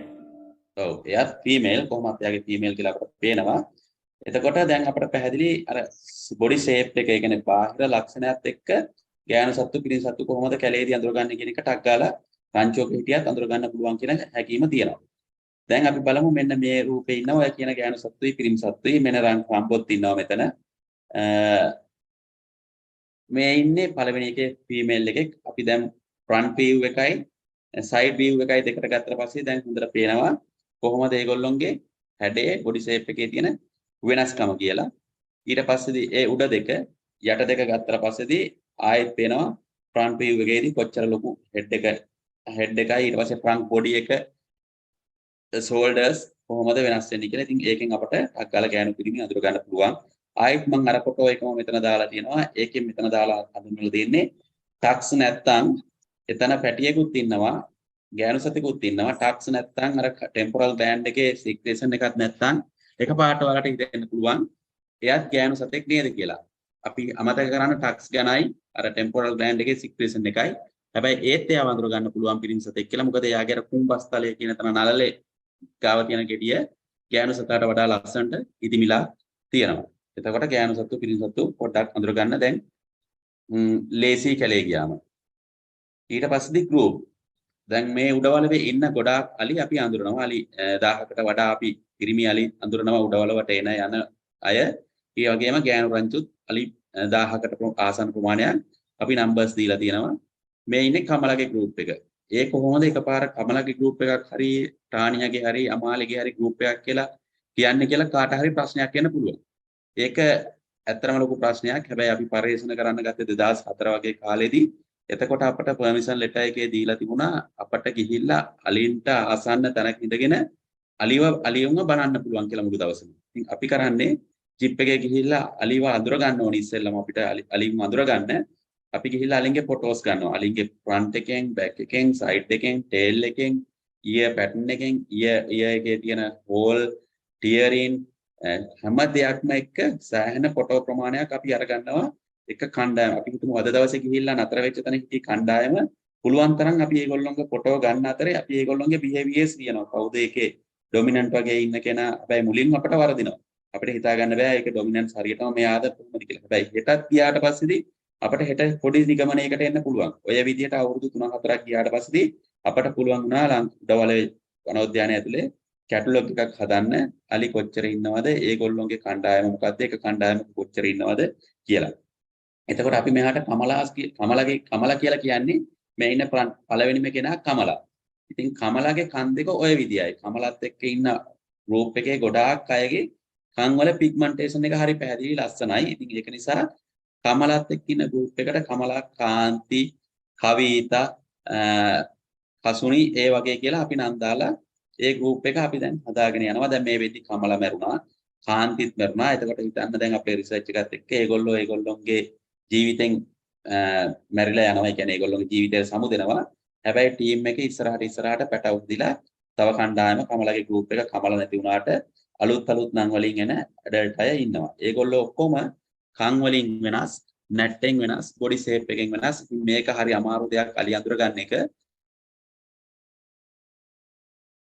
කැටලොග් පේජ් අඳුර ගන්න පුළුවන්. ඒ වගේම මේ ටේල්ලස් ගෲප් එක, ටේල්ලස් කියලා කියන්නේ මෙයාගේ ටේල් එක නැහැ. මැද ඉන්න කෙනාගේ එයාත් එක්ක ඉන්න කණ්ඩායම තමයි අපි ටේල්ලස් කියලා කිව්වේ. ඉතින් ටේල්ලස් එක්ක ඉනවා ටානියා, තුලිතා, තමරා ඔය වගේ කියලා ගොඩක් කණ්ඩායමක්. ඒගොල්ලන්ට පැටව ඉන්නවා, ටාස්කර්ස්ලා ඉන්නවා. ඉතින් ඒකෙත් ඒගොල්ලොන්ගේ කන් ස්වභාවය නැට් එහෙම ගොඩක් වෙනස්. මේක හරි අමාරු වැඩක්. අලියෙක් කනකින් අඳුර ගන්නවා කියන එක. ඉතින් ඒක කාලයක් තිස්සේ අප්ඩේට් කරගෙන ඇවිල්ලා තියෙන නිසා අපිට එකපාරටම කැලේදී ඔයාලා එක්ක ගියත් කවුද හරි අලිය කියලා කිව්වොත් එහෙම අපිට නම කියලා කියන්න පුළුවන්. ඒ නම කියලා කිව්වම එයා වැරදිද නැද්ද කියලා අපේ කැටලොග් එකත් එක්ක චෙක් කරලා බලනකොට තේරෙනවා මේ කියලා තියෙන මේ අලියම තමයිනේ කියලා. ඉතින් ඒක නිසා දැන් අපිට ඒ අලි ටික ඔක්කොම මතකයක් තියෙනවා. මතකයත් එක්කම මේකේ කන්සර්වේෂන් එහෙම නැත්නම් අලි සංරක්ෂණයට අපෙන් සෑහෙන දායකත්වයක් ජාතික වනෝද්‍යානයටත් ලැබෙනවා. ඉතින් ටේලස් මැරිලා ගියා. මේ ඉන්නේ ටේලස් මැරිච්ච ෆොටෝ එක. ඉතින් එයාගේ වයසත් එක්ක යා මරුණා. නමුත් ටේලස්ගේ කණ්ඩායම තවදුරටත් ඉස්සරහට යනවා. ඔය ඉන්නේ අපි නම් දීපු ඇඩල්ට් ෆීමේල් අය. හොඳට බලන්න මේ ඔක්කොගේම ගෑනු සත්තුන්ගේ කන් ගොඩක් වෙනස්. ඉතින් ඕක තමයි අපි අල්ලගන්නේ අලි අඳුර ගන්න. එකපාරටම අලියෙක් අල්ලගන්න හරි අමාරු මාට අපි කන තමයි ටාගට් කරන්නේ. අපි කට්ටිය ගත්තත් දැන් මිනිස්සු විදියට ගත්තත් අපේ කන් සෑහෙන වෙනස්. සමහර කන් හරි සමානයි. නමුත් චුට්ටි හරි රින්කල් එකකින් හරි හෝල් එකකින් හරි වෙනසක් වෙන්න පුළුවන්. හිතන්න එපා මේ කන් හැමදාම ජීවිත කාලෙම එකම විදියට තියෙනවා කියලා. මේ කන් ඉරෙනවා, ටිය වෙනවා, හෝල් හැදෙනවා, එක වෙලා එතකොට වෙනස් වෙන්න පුළුවන්. සමහර වෙලාවට අමාලිගේ දකුණු කන හැමදාම දැකපු කෙනෙක් එයා අමාලි කිව්වට එයා ඊළඟ අවුරුද්දේ කොහේ හරි ඉඳලා එද්දී දකුණු කන ඉරලා තිබුණොත් එකපාරට අපි පටල ගන්නවා මේ අමාලිම නෙවෙයි කියලා. හැබැයි අපිට කන් දෙකම ගැන හොඳ අවබෝධයක් තියෙනවා නම් අපට අමාලිව ලේසියෙන්ම අල්ලගන්න පුළුවන්. ඉතින් එහෙම තමයි දිලිනි රයිට් හෝල් කියලා කියන්නේ එයාගේ දකුණු කනේ හිලක් තියෙනවා. හැබැයි දැන් මේ අවුරුද්දේ ඔයාලා උඩවලට ආවොත් රයිට් හෝල්ගේ හිලක් නැහැ. ඒක ලොකු ටිය එකක් වෙලා ඒක ඉරිලා කියපු කනක් බවට පත් වෙලා තියෙනවා. ඒක අප්ඩේට් කරන්න ඕනේ අවුරුද්දෙන් අවුරුද්ද අපි අප්ඩේට් එක දිගටම තියාගෙන යන්න ඕනේ. ඉතින් මේ රින්කල් කියන්නේ මෙයාගේ බලන්න චූටි රින්කල් කනේ එක තැනක පොඩි නිකන් නැවීමක් තියෙනවා. අන්න ඒක නිසා තමයි අපේ යාට රින්කල් කියන්නේ අර චූටි ෆීචර්ස් පවා හොයලා තමයි මේ ලොකු අමාරු වැඩේ කරගෙන යන්නේ. ඒ වගේම තමයි පිරිමි අලි. දැන් මෙතන ගත්තත් එකපාරටම ඔයාලට දල දෙක අමතක කරොත් හැම අලියෙක්ම පිරිමි මේ අල හතර දෙනාම පිරිමි අලි. හැබැයි බලන්න මේල් 34 ගේ කන් දෙකේ ස්වභාවයයි මේල් 55 ගේ කනේ දකුණු කනේ චූටි හෝල් එකක් තියෙනවා. දැන් පේනව නේද? ඉතින් ඒ වගේ වෙනස්කම් එක්ක තමයි මේ අලි අඳුර ගන්න කතාව යන්නේ. දල නැත්තම් මේ ඉන්නේ වලවේ රාජා. වලවේ රාජා ගැන ලොකු ස්ටෝරි එකක් උඩවලවේ තියෙනවා. වලවේ රාජා නමින් තමයි The Last Tusk කියලා BBC එකේ ෆිල්ම් එකක් හදලා තියෙනවා ඒ කාලේ 1990 ගණන් වල. ඒ හැදුවේ මෙයාව තමයි ප්‍රධාන චරිතය විදිහට ගත්තේ. නමුත් දැන් මෙයා මැරුණා. ඒ කතාව මම පස්සේ කියන්නම්. ඔය වගේ පිරිමි අලිත් අපිට හඳුනගෙන අපි කැටලොග් නම්බර් එකක් දීලා තියෙනවා. ඒ වගේම තමයි ටස්කර්ස්ලා. මේ ඉන්නේ උඩවලවේ හිටපු හා දැනට ඉතුරු වෙලා ඉන්න ලොකුම ටස්කර්ස්ලා වලවේ රාජ T200. එයාගේ අපි හිතන මේ දල හතර දෙනාගේම දල නැත්තම් අපි කොහොමද අඳුරගන්නේ කියලා ඒත් ඔයාලා බලන් ඉන්න කන් දිහා හොඳට මේ පින්තූරවල කන් බලන්න කන් වෙනස්. එතකොට මේ අලි හතර දෙනා හතර දිනක් බව දන්නවා. හැබැයි දල තියෙන නිසා අපට කොහොමද දල ඇත්තු විදිහට අඳුර ගන්න පුළුවන්. දලවල ස්වභාවය නිසා අලියා මේ ඇතාම තමයි කියලා කියන්න පුළුවන්. හැබැයි අර සැන්ඩෝ එහෙම නැත්නම් මේ යාලේ ගැමුණු වගේ දල ගලව ගත්තොත් එතකොට එයා අලියෙද්ද ඇතෙද්ද කියලා එකපාරට හොයාගන්න බැහැ. නමුත් අපි කැටලොග් පේජ් හදලා ඒවා අප්ඩේට් කරන නිසා අපට පුළුවන් මේ අලියා මෙයාම තමයි කියලා අයිඩෙන්ටිෆයි කරන්න. ඉතින් මේ වින්නේ වලවේ රාජා එයා මැරුණා. අශෝක ටස්කර් වෙඩි තියලා මැරුවා. කල්තොට ටස්කර් කල්තොට කන්දේ ඉඳලා උඩවලව පැත්තට එද්දි එයා කන්දෙන් පෙරලිලා මැරුණා. දැනට ඉතුරු වෙලා ඉන්නේ සුමේද. සුමේද තමයි දැන් උඩවලවේ පාක් එකේ ඉන්න ලොකුම ටස්කර්. ඉතින් අපට මේ වගේ යන් ටස්කර්ස්ලාත් ගොඩාක් ඉන්නවා. අපි ටස්කර්ස්ලා 45 more than 45 ටස්කර්ස් උඩවලවේ ඉන්නවා. අපි ඒගොල්ලෝ ඔක්කොම මේ අයිඩෙන්ටිෆයි කරලා මේ වගේ කැටලොග් පේජ් හදලා දිගටම අප්ඩේට් කරගෙන යනවා. මේගොල්ලන්ට මොකද වෙන්නේ? මේගොල්ලෝ කොහෙද යන්නේ? මේගොල්ලෝට මොනවා හරි ප්‍රශ්න තියෙනවද කියලා අයිඩෙන්ටිෆයි කරගෙන යනවා. මේගොල්ලෝ හිතන තියෙන්නේ මෙහෙමයි අර කන් වල හරි නැට්ටේ හරි ලක්ෂණ වලින් තමයි මේ වැඩේ කරගෙන යන්නේ. මේක හරි ඉන්ටරෙස්ටිං පුරුදු වුණාට පස්සේදී එතකන් හරිම අමාරු කතන්දරයක්. ඊට පස්සේදී අපි දැන් එමු අර මුලින් කතා වෙච්ච ඇයි පිරිමි අය එකතු වෙන්නේ එහෙම ගැද වෙන්නේ නිකන් ගෲප් හදාගන්නේ සොලිඩරි යන ගමන් තව එක්කෙනෙක් සෙට් කරගන්නේ වගේ. ඒකට හේතුව තමයි එකක් ඒගොල්ලෝගේ මස් පීරියඩ් එක කියනකොට එහෙම නැත්නම් මද කිපෙනකොට ඒගොල්ලෝ කැමති තව ඒවත් එක්ක ඒ වගේම තව මේල් කෙනෙක් එක්ක ෆයිට් කරන්න ඇග්‍රෙසිව් මේ behaviour එකකට යන්න. ඒ දෙක එහෙම වෙද්දී එයාලත් එක්ක ඉන්න තව පිරිමි තනි අලි එකතු වෙනවා මේගොල්ලොන්ගෙන් කවුද ගහගන්නේ කොයි විදිහට මේ ටෙක්නික් පාවිච්චි කරන්නේ වගේ ඒවා අපිට කියන්න බෑ. මේක මේ අර පොතක ලියපුවා නෙවෙයි. පොතක ලියලා දෙනවා වගේ දෙයක් තමයි ඒගොල්ලෝ ඒව දිහා බලාගෙන කරන්නේ. එතකොට ප්ලේ කරන්නේ මඩ් behaviour එකට යද්දී එතකොට අර ඇග්‍රෙසිව් behaviour එකදී අරගොල්ලෝ කොහොම අර ඇඩල්ට් අයව අනුකරණය. එහෙම නැත්නම් ඒගොල්ලොන්ගෙන් ලර්න් කරනවා ඉගෙන ගන්නවා. ඊට පස්සේදී ඒක එක්ස්පීරියන්ස් එකක් විදියට ඒගොල්ලෝ ඉස්සරහට යනවා. එහෙම එක්ස්පීරියන්ස් එක උඩරිම ගිය තැන තමයි ක්‍රොප් ට්‍රේඩින්. එහෙම නැත්නම් අලි මිනිස් ගැටුමේදී අලි ගිහිල්ලා පිටට ගිහිල්ලා මිනිස්සුන්ගේ භවභෝග crops damage කරන්න ප්‍රධාන හේතුවක් තමයි ওই විදියට group වල මේල් අය එකතු වෙලා ගන්න අත්දැකීම් experience එක. ඊට පස්සේ මේල් අයත් අපිට අර විදියටම වෙනස්කම් අනුව වෙනස් කරගන්න පුළුවන්. මේල් size එකත් එක්ක අපිට පොඩි classification එකකට යන්න පුළුවන්. මේ ටික බලන්න හොඳට පේනවා ඇති. මේ කතන්දරේ බැලුවට පස්සේ තේරෙනවා කොහොමද young male sub adult male කෙනෙක් ඉඳලා mature male කෙනෙක් දක්වාම එන්නේ කියලා. mature male කෙනෙක් කෙනකොට අර trunk එකේ ප්‍රමාණය, neck roll එක, ear pattern එක, body shape එක ඔක්කොම completely change වෙනවා. එතකොට අපට තේරුම් ගන්න පුළුවන් මේගොල්ලෝ matured වෙලා ඉන්නේ මේ sub adult male කෙනා මෙන්න මේ period එක ඇතුළතදී දැන් mature male කෙනෙක් වඩ පත් වෙනවා කියලා. මොකද අපි identify කරනකොට M30 කියලා අවුරුදු 10කට කලින් කියපු එක්කෙනා දැන් M30 එයා හිටියේ මුලින්ම sub adult group එකේ. නමුත් දැන් එයා mature group එකට ඇවිල්ලා. ඉතින් ඒ වගේ අලින්ගෙත් බලාගන්න පිරිමි අලින්ගෙත් ඒක ගෙනියන්න පුළුවන්. ඊට පස්සේ අපි බලනවා මේ ඇයි මේ මම අර ඉස්සෙල්ලා කියපු කතන්දර ටිකමයි ඇයි මේ අලි එකතු වෙන්නේ මෙහෙම පිරිමි අලි කියලා. ඒගොල්ලෝ කැමති එකට ඉන්න. ඊට පස්සේදී ඒගොල්ලෝ social rank එකක් determine කරන්න කැමති protection එකකට. ඊට පස්සේදී stress female ලා හොයනකොට ඒක හොයාගන්න නිකන් competition එකක් හදාගන්න. ඊට පස්සේ විශේෂයෙන්ම crop trading වලදී ඊට පස්සේදී ලොකුම කතන්දරය තමයි අර විදියට අර ගොල්ලොන්ගෙන් දැනුම සහ අත්දැකීම ගන්න. අපි ඊට පස්සේදී යමු මස් එක දැන් මේ අලින්ගේ පිළිවෙලට දැන් අපි කතා කරගෙන එන ගමන් අලි අඳුරගත්තා, අලි පිරිමි අලි අඳුරගත්තා, ගෑණි මුල අඳුරගත්තා, වැඩිහිටි අලි අඳුරගත්තා, වයස අඳුරගත්තා. දැන් අපි අහලා තියෙනවා පිරිමි අලි මද කිපෙනවයි කියලා.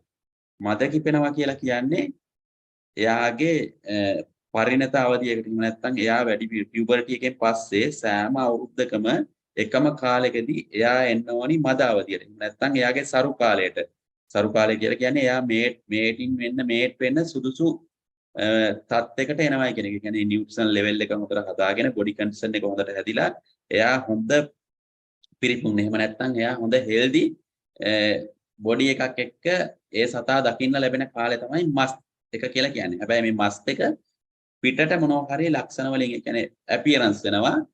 මේ temporal gland එක ඉදිමිලා අම්මුලේ තියෙන temporal gland එක ඉදිමිලා ඒකෙන් temporal gland එකෙන් secrete වෙන්න පටන් ගන්නවා මොකක් හරි juice එකක්. ඒක මද juice එක එහෙම නැත්නම් මත් juice එකක් කියලා කියන්නේ. ඒක හරි ඔඩ එකක්. නමුත් ඒක ගෑනු සත්තුන්ට කැමති. ඒ වගේ මේක සෑහෙන දුරකට ස්ප්‍රෙඩ් වෙලා වායු ගෝලයේත් එක්ක යනවා. ඉතින් ඒක අපට එක ලක්ෂණයක් විදිහට දකින්න පුළුවන්. ඊට පස්සේ හැමතිස්සෙම මේගොල්ලෝගේ යූරින් යනවා. පෙනිස් එක තෙමිලා කකුල් තෙමිච්ච ගතියක් අපට පේනවා. අනිත් එක තමයි ඇග්‍රෙසිව් මොමන්ට් එකේ ඉන්නේ. ඒ අරන විශේෂම ලක්ෂණයක් තියෙනවා. මේක ඔයාලා කාටවත් දකින්න හම්බ වෙන්නේ නැති. නමුත් අර පරේෂණත් එක්ක අපි ඉඳපු නිසා දකින්න ලැබිච්ච දෙයක්. මේගොල්ලොන්ගේ මද කිපෙන අවධියේදී මේගොල්ලොන්ගේ පෙනිස් එකේ උඩ එහෙම නැත්නම් ආරම්භක ප්‍රදේශයේ ග්‍රීනිෂ් කලර් එකක් ගන්නවා. ඒක මද ඉවර වෙනකොට ඒකත් ඉවර වෙලා යනවා. ඉතින් මේ තියෙන අර මම කියපු ලක්ෂණ ටිකම නැවතත් මද කිපීම සම්බන්ධව මොකක් හරි ප්‍රශ්නයක් තියෙනවා නම් අහන්න පුළුවන්. නැත්නම් ඉස්සරහට මට යන්න පුළුවන්.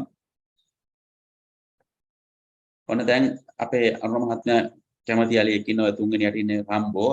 අර උඩවලේ වැටායින ඉන්න අලියා කියලා කියන්නේ එයා. ඉතින් ඔය බලන්න වැටායින ඉන්නකොට එයාගේ හැටිත් දැන් මේ ඉන්නේ පීක් මස් දෙකේ. පීක් මස් දෙකේදී ඒ දෙන්නගේ පළවෙනි දෙන්න ඇග්‍රෙසිව් මොමන්ට් එකේ දෙන ගහ ගන්න ලෑස්තිලා ඉන්නේ. තුන්වෙනියට දෙවෙනියට යට තියෙන්නේ රම්බෝ. එයා කොච්චර බොඩි කන්ඩිෂන් එක වෙනස් වෙලාද කොච්චර මැචුවර්ඩ්ද අර රිබ්ස් එහෙම ඔක්කොම පේන්නේ නැහැ. ස්කින් එක හරි ස්මූත් වෙලා කොයි වෙලේ බ්ලැක් කලර් එකෙන්මයි ඉන්නේ පිරිසිදුව. හරි ලස්සන අවස්ථාවක් තමයි මද කිපෙනවා කියලා කියන්නේ. ඊට පස්සේ මෙහා පැත්තේ ඉන්න ටස්කර් එයා මද කිපෙන්න ආසන්න කෙනෙක්. ඉතින් එයා සාමාන්‍ය මද නොකිපුණාට දැන් බොඩි කන්ඩිෂන් එකත් එක්ක බැලුවම එයාත් ඒ ලක්ෂණ ටික පෙන්නගෙන එනවා. මද කිපෙන කාලට අලි ලස්සනයි අලි සරයි කියලා කියන්නේ අන්න අර හේතු නිසා. මොකද ඒගොල්ලෝ හැමතිස්සෙම කරන්නේ ඒගොල්ලොන්ට කන්න ඕනේ නැහැ මද කිපෙනකොට. හොඳට කෑම කාලා හෙල්දි වෙලා ඉන්නේ. ඒගොල්ලෝ හැමතිස්සෙම මද කිපිච්ච ගමන් කරන්නේ පුළුවන් තරම් ස්ට්‍රෙස් ෆීමේල් අය හොයාගෙන යනවා. ඒගොල්ලොන්ට කැමති අය. නමුත් ඒකට හැමෝටම මේට් වෙන්න හම්බ වෙන්නේ නැහැ. ඒකට කැමති හා ඒකට ස්ට්‍රෙස් කන්ඩිෂන් වල ඉන්න ෆීමේල් කෙනෙක්ම තමයි හම්බ වෙන්න ඕනි. සමහර වෙලාවට මෙහෙම මද කිපිලා තමන්ගේම නොදැනුවත් ඒ කියන්නේ ඒගොල්ලොන්ගේ මව් ගෲප් එකට ගියාම ඒකින් ඇඩල්ට් අය මෙයාව එලවලා දානවා. ඉතින් එතකොට එහෙම එලවන්න රිජෙක්ට් කරන්න හැම ගෲප් එකෙම වගේ. එතකොට තවත් මද කිපිච්ච අලියෙක් හම්බුනොත් ඒ දෙන්නගේ ඩොමිනන්ට් බිහේවියර් පෙන්වන්න යනවා. කවුද එතන ලොක්කා කියලා පෙන්වන්න. ඉතින් එතකොට අපිට පාක් එකක හැමතිස්සෙම මද කිපිච්ච අලි ගහ ගන්නවා කියලා කියන්නේ ඔන්න ඔකට එහෙම වෙලාවට අපිත් ඒ පැත්තට ගියොත් ජිප් පෙල්ලනවා, ජිප් වලට ගහනවා, ගස් කඩනවා. ඒ වගේ අලාභ හානි සිද්ධ වෙන්න පුළුවන්. ඉතින් අර මම ඉස්සෙල්ලා කිව්වා අලින්ගේ මද කිපෙනකොට ඒක හැම අවුරුද්දකම එකම කාලයක වෙනවයි කියලා. මේ අපි රෙකෝඩ් කරපු මද කිපිච්ච අවස්ථාවල් වලවේ රාජ්‍යකේ බලන්න 2005 ජූනි මද කිපුණා. ඊට පස්සේ ආයි 2006 ජූලි. ආසන්න කාලෙකදී නැවතත් ඒ සතා ඒ අවස්ථාවටමපත් වෙනවා. මොනවා හෝ බැරියර්ස් නැත්තම් කියන්නේ environmental disturbances නැත්තම් කන්න කෑම නැතුව හරි එහෙම නැත්තම් එයාට මොකක් හරි ඉෆෙක්ට් එකක් වෙලා එහෙම නැත්නම් ස්නේක් එකක් පැටලිලා ට්‍රැප් වෙලා ෂොට් ගන්න වැදිලා ඒ වගේ මුකුත් ප්‍රශ්නයක් නැතුව හෙල්දි අලියෙක් නම් එයාට හොඳට කන්න බොන්න තියෙනවා නම් ඔය විදියට ඇනුවලි හැමදාම එයා මද කිපෙන්න පටන් ගන්නවා. ඉතින් මද කිපිලා සමහර අයගේ මාසකින් දෙකකින් මද ගතිය නැති වෙලා යනවා. තවත් සමහර අලින්ගේ මාස 6 7 9 පවා මද කිපෙනවා. දැනට උඩවලේ ඉන්න ලොකුම ටස්ක සුමේදගේ මද කාලය නැත්නම් මස් පීරියඩ් එක මාස 9ක් විතර දක්වා ලෝන් පීරියඩ් එකක් දක්වාම යනවා. ඉතින් මොකද සමහර විට එයාට එක්ක කම්පිටිෂන් එකක් නැතුවත් ඇති. එයා හොඳ හෙල්දි ඒ වගේ නිසා එයාට තියෙනවා. සමහර අයගේ මද කිපිලා එකපාරට නැති වෙලා ආයෙත් මද කිපෙන්නත් පුළුවන්. එහෙම අවස්ථාවලත් අපි දැකලා තියෙනවා. ඉතින් සාමාන්‍යයෙන් අර මං ඉස්සෙල්ලා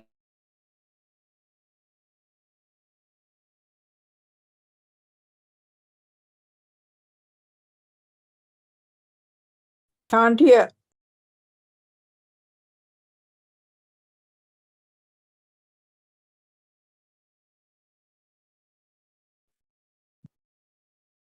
There's no sound.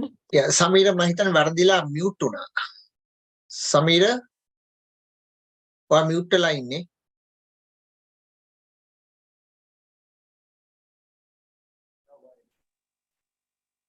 Sameera ඔයා ඉතින් mute වෙලා. මට unmute කරන්නත් බෑ. අගේ පින්තූරෙත් ටික ෆ්‍රීස් වුණා. එහෙනම් සමහරට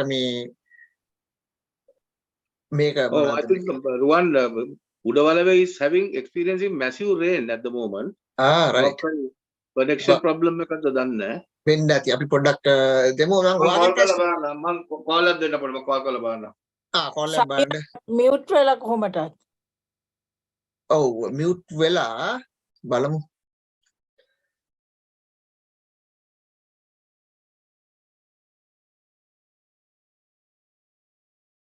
දැන් වහින කාලෙටත් ලයිට් හරි. හරි. මම ඇහෙනවද? ඇහෙනවා. හරි. හරි. කොතනින්ද ඇහුන් නැති තැන ඉඳලා මම ආයෙ කියන්නම්. ඔව්. පොඩි මට පොඩි ප්‍රශ්නයක් ප්‍රශ්නකුත් තියෙනවා මේ ඔයගෙන් අහන්න. උඩු මද කිපේ එක දැන් අලියෙක්ගේ ආයුෂ කාලය අවුරුදු කීයක්ද? සාමාන්‍යයෙන් ඩොමෙස්ටික් අලියෙක්ගේ කියන්නේ ගෘහාශ්‍රිත අලියෙක්ගේ අවුරුදු 60 70ක් ඉන්න පුළුවන්. මොකද එයාට නැචරල් බැරියර්ස් මුකුත් නැහැ. එයාට කන්න බොන්න දෙනවා.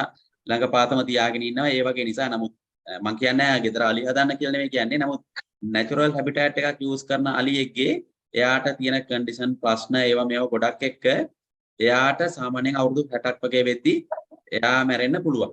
සාමාන්‍යයෙන් අවුරුදු 9ක් 12ක් වගේ අතරතුර කාලයකදී අවුරුදු 15ක් වගේ උපරිම වෙද්දි පළවෙනි මද කිපීමේ අවස්ථාවට එනවා. හැබැයි අපි හැමතිස්සෙම හිතන්න ඕනේ එයා පළවෙනියට මද කිපුණා. එහෙම නැත්නම් පියුබර්ටි එකෙන් පස්සේ අපිට ඇපියරන්ස් වෙන පළවෙනි මද කිපීම ඒක වුණාට එයාට ගෑනු සතෙක් එක්ක අර මද කිපෙන්න කලින් වුණත් ඉන්න පුළුවන්. එතකොට අවුරුදු කීය වෙනකන් එයාට මද කිපීම එනවා?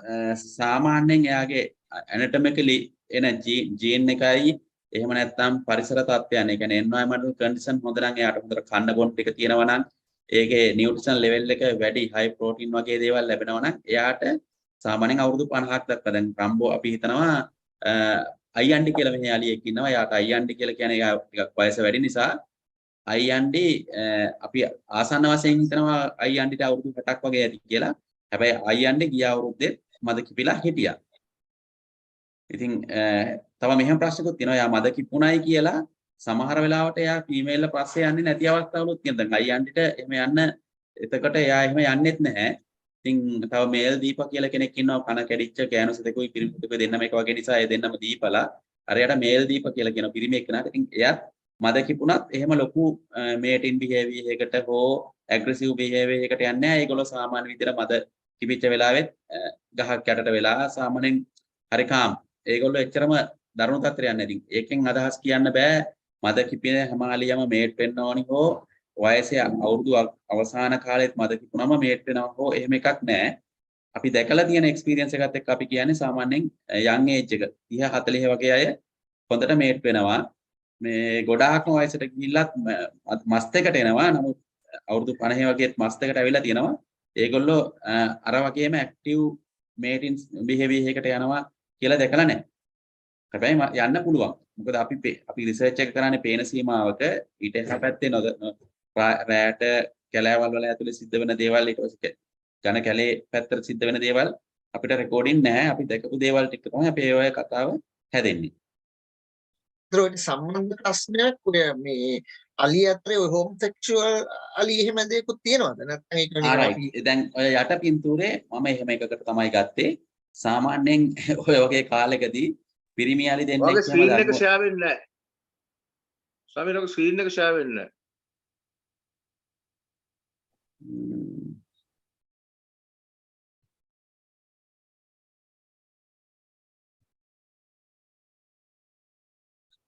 හරිද? දැන් හරි. හරි. දැන් මේ යට පින්තූරේ ඉන්නේ මම එහෙම එකක් පෙන්වන්න දාපු පින්තූරයක්. දැන් මේ වගේ අර පිරිමි අලි දෙන්නෙක් එකට එකතු වෙච්ච වෙලාවක මේ වගේ ඒගොල්ලෝ පිනිස් එක එළියට දාලා එකපාරට නිකන් ප්‍රස් කරනවා වගේ කරනවා බඩ. නිකන් හරි වේගවත් ඒක නිකන් හරි තරහෙන් කරන එකක් වගේ තමන්ගෙම මේ බඩේ ගා ගන්නවා වේගෙන්. ඉතින් ඒක කරනවා අපි දැකලා තියෙනවා. ඒ ඇරෙන්න අර සාමාන්‍යයෙන් බෑක් සයිඩ් මොකක් හරි වෙනම ක්‍රමයක් පාවිච්චි කරන සිද්ධියක් අපි දැකලා නැහැ. හැබැයි ඒගොල්ලෝ රබින් කරනවා, අර එකට ඉන්නවා, හොඬ වැල් පටල ගන්නවා. අර ඒ වගේ දේවල් තිබුණාට එහෙම නැතුව මේ සෙක්ස් මුකුත් කරනවා එහෙම අපි දැකලා නැහැ. ඒක නිකන් කතාවට කියනවා පිරිමියලි එකට ඉන්නකොට ඒගොල්ලෝ හෝමෝ සෙක්සුවල් කියලා. ඉතින් අපි දැකලා තියෙන්නේ අරක තමයි. ඒගොල්ලෝ එකට ඉන්නවා, රබ් කර ගන්නවා, හොඬවැල පටල ගන්නවා. හැබැයි ඒක එහෙමයි කියලා හැමදාම එකට ඉන්නේ නැහැ. සමහර විට අර ලොකු ඇඩල්ට් කෙනෙක් ගාවට පුංචි ඇඩල්ට් මේල් කෙනෙක් ඇවිල්ලා පුරුදු වෙනකොට ඒක නිකන් පොඩි අරයා ඩොමිනන්ට් නිසා උඹ මගේ වැඩ සේරම කරන්න ඕනි වගේ ගතියක්ද දන්නේත් නැහැ. අපිට ඒ වගේත් හිතනවා. ඉතින් ඒක නිසා ඒකට එයා රෙස්පොන්ස් කරලා තියෙනවා. හැබැයි අර මේ ඕගන්ස් වලින් මුකුත් සිද්ධ වෙන දේවල් අපිට දැකලා නැහැ. එහෙම කතාවක් හැබැයි තියෙනවා.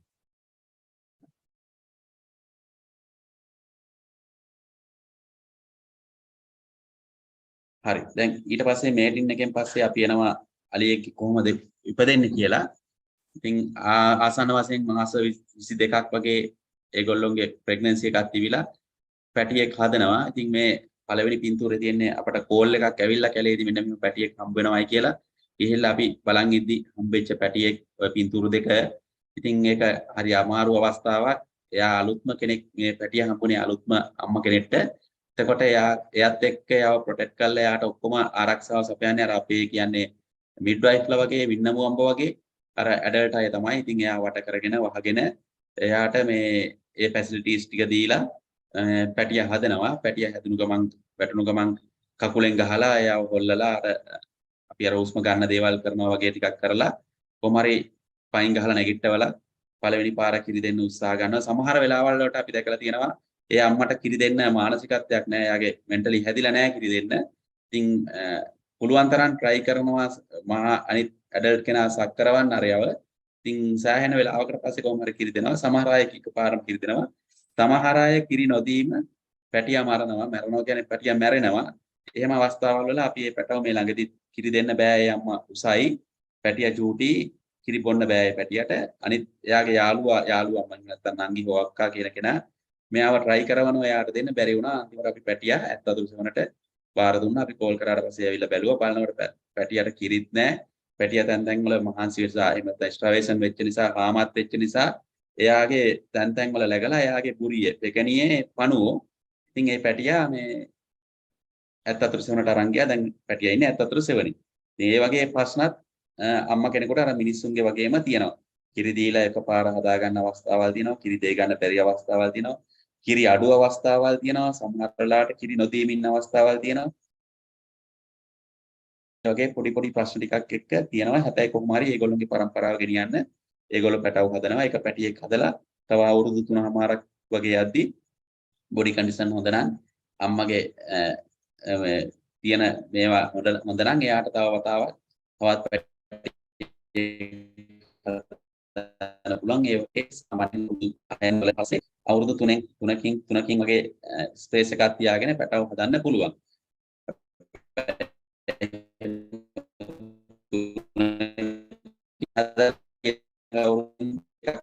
පැටව මැරෙනම අපි දෙලා තිනවා. සමහර අම්ම ඉන්නවා පැටව කියලා අම්ම කෙනෙක් ඉන්නවා. එයා දෙවතාවක් පැටව දැම්මා. ඒ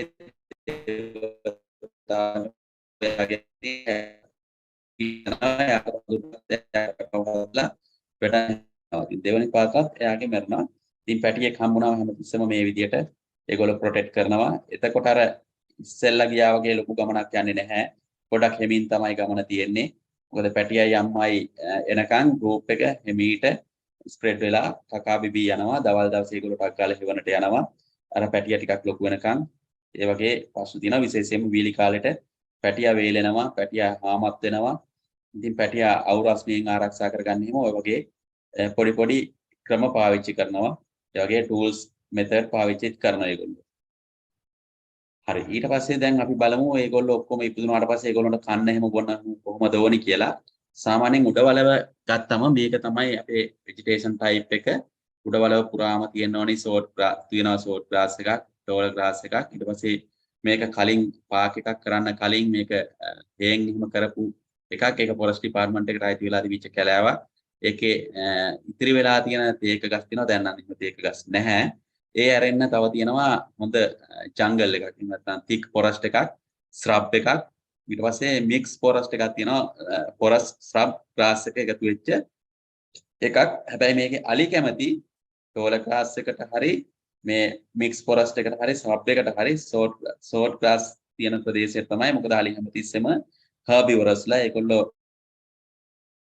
ඒගොල්ලෝ ගස් අස්සේ ඉන්න කැමති නෑ. ඒගොල්ලෝ කැමති open space එකක තියෙන මේ grassland එකක තමයි කැමති. ඉතින් ඔය තුනෙන් ඒගොල්ලෝ වැඩියෙන්ම කැමති forest එකේ ඉන්න නෙවෙයි tall grass එකක ඉන්න.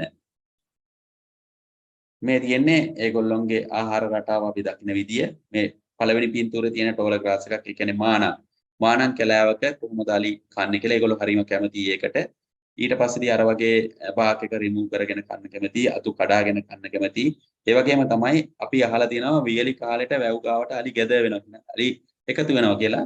ඊට පස්සේ වියලි කාලෙදී කන්න දෙයක් නැති වුණාම වතුර අඩු වෙලා හිඳන වැව් පිටියේ එන තනකොළ කන්නත් මේ වගේ කැමති. අර ඒගොල්ලෝ හොඬ වැලෙන් ගහලා ඒ ටික අතේ මෙහෙම තලලා ලස්සන සෙල්ලමක් දාලා ඒකේ පස් ටික අයින් කරලා තනකොළ ටික කන ලස්සන බිහෙවියර් එකක් තියෙනවා. ඉතින් ඒක දකින්න පුළුවන් වැව් පිටියක වගේ හවසට අලි බලද්දි. ඔය තියෙන්නේ ඒගොල්ලෝගේ ෆුඩ් පැටර්න් එක එක තැන්වල ඒගොල්ලෝ ආහාර ගන්න පාවිච්චි කරන විදි. ඊට ගන්න ප්‍රධානම දෙයක් තමයි වතුර බොනෝ මේගොල්ලෝ ලීටර් 200ක් විතර වැඩිම අලියට වතුර බොන්න ඕනි. ආසියාව වගේ රටක ඉන්න, ඒ කියන්නේ ලංකාවේ වගේ අලියට සාමාන්‍යයෙන් කිලෝග්‍රෑම් 250කට අධික ප්‍රමාණයක් මේගොල්ලන්ට කන්න ඕනි. ඉතින් මුළු දවසේම කරන්නේ පැය 19ක් විතර දවසේම කරන්නේ ඇවිද කන එක, කකා ඇවිදින එක.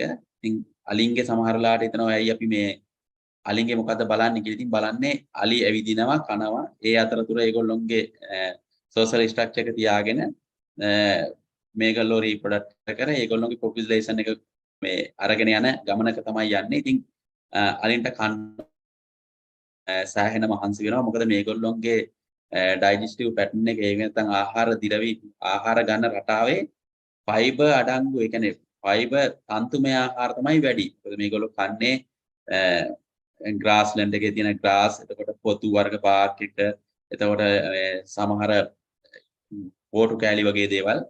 අනිත් එක තමයි මේගොල්ලොන්ගේ අපේ වගේ අර හරක්ගේ වගේ රෝමාන්ත්‍රික රුමිනන්ට්ස්ලා නෙවෙයි. ඒක නිසා මේගොල්ලොන්ගේ half digestive system එකක් තියෙන්නේ.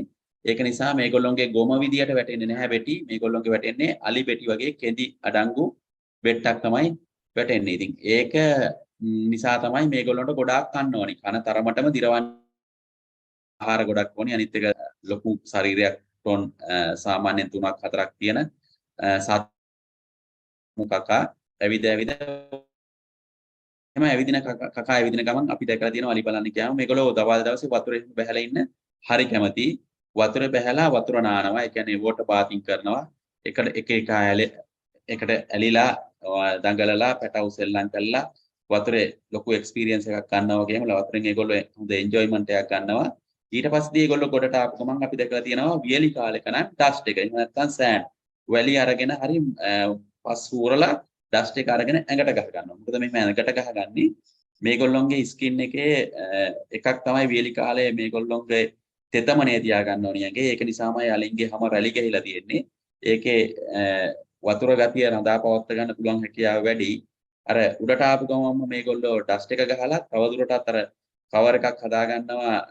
අර ඩෙන්සිටි එක වැඩි කරලා ඩස්ට් එකයි වතුරයි එකතු කරලා ඒකම අර ඉන්සෙක්ට්ස්ලා වගේ කෘමි සත්තුන්ගෙන් බොඩි එක මේගොල්ලන්ට ලොකු හමක් තියෙන්නේ. මුළු ශරීරෙම වහගත්තු හැම එකපාරට හොඬ වලින්වත් මේ නැට්ටෙන්වත් ආරක්ෂා කරගන්න බෑ. ඉතින් ඒක ෆුල් කවර් එකක් දෙනවා.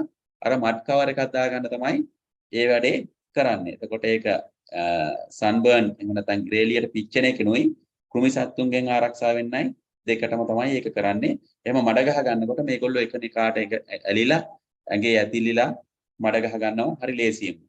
ඉතින් ඒකම මට හිතුණා නිකන් කියන්න ඕනි කියලා නිකන් අලියගේ කණයි නැට්ටයි මොකද්ද කියලා. ඉතින් අලින්ගේ අපි ගියාන් පස්සේ ඒක බලනවා නැට්ටත් යාට දිග නැට්ටක් තියෙනවා, තවත් අයට කොට නැට්ටක් තියෙනවා. එයාගේ නැට්ට ඇඹරිලා, ඒ නැට්ට කෙඳි නෑ, ඒ නැට්ට මේ කෙඳි අඩු නැට්ටක් ඒ වගේ කියලා කියනවා. ඉතින් අලියාගේ නැට්ට විවිධාකාරයි. ඒක මුල් කාලෙම කැඩිලා යන්නත් පුළුවන්. දැන් අප්‍රිකාව වගේ රටවල් වල නම් පැටවුන්ගේ නැට්ට කඩනවා හයින වගේ රංචු ඇවිල්ලා පැටව මරන්න හදනකොට නැට්ට කැඩෙන අවස්ථාවල් තියෙනවා. නමුත් ලංකාවේ එහෙම කැඩෙන අවස්ථාවල් ප්‍රෙඩේටර්ස්ලා මේගොල්ලෝ නැහැ. හැබැයි කැඩෙන්න පුළුවන් මිනිස්සු අතින් කැති වලින් ගහලා වගේ ගමට ගියාම එහෙම නැත්නම් අනිත් අලියත් එක්ක ඇදලා එහෙම වගේ දේවල් වෙලා එහෙම නැත්නම් මොනවා හරි ලෙඩක් වෙදිලා නැට්ට කැඩෙන්න පුළුවන්. උප්පත්තියෙම නැට්ට කුකට් ටේල් එකක් එහෙම නැත්නම් කැරලි ගැහිලා හැදෙන්න පුළුවන්. සමහර අයගේ එයා ලස් වෙන්න පුළුවන්. සමහර අයගේ එයා තියෙනවා. සමහර අයගේ බ්ලාන්ච් එයා තියෙන්නේ. ඒ වගේ ගොඩක් ෆීචර්ස් තියෙනවා. කනත් එහෙමයි. ඉතින් කන මේගොල්ලෝගේ හරි ලොකුයි. මේට වඩා ලොකුයි අප්‍රිකානු වලින්ගේ. ඒක අපි දන්නවා ඒ කන ලොකු වෙන්නේ කියලා. මේගොල්ලෝ හැමතිස්සෙම මෙහෙම පවන් සලසලා ඉන්නේ. අර වෙන්ටිලේටර් සිස්ටම් එක හදා බ්ලඩ් එක කූල් කරගන්න ඕන නිසා ශරීරයට සාපේක්ෂව ලොකු බරකින් ඉන්න සත්තු නිසා තමයි ඒ කන් දෙක හොලෝ ඉන්නේ. විශේෂයෙන්ම වියලි කාලෙට වැව් පිටිවල ඉන්නකොට එහෙම අර ඒගොල්ලෝ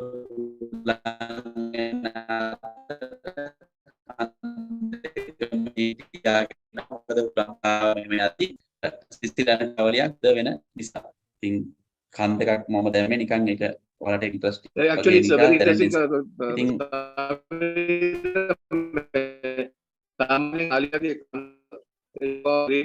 Of the elephants cool කරනවා. Yes. ඉතින් මේ තියෙන්නේ එක විදියට තියෙන අලින්ගේ කන් නැටි කොහොමද කියලා තියෙන්නේ. සමහර අයගේ දිගයි, සමහර අයගේ කෙඳි නැහැ. සමහර අයගේ ලොකු කන් දෙකක් තියෙනවා, සමහර අයගේ පුංචි කන් තියෙනවා.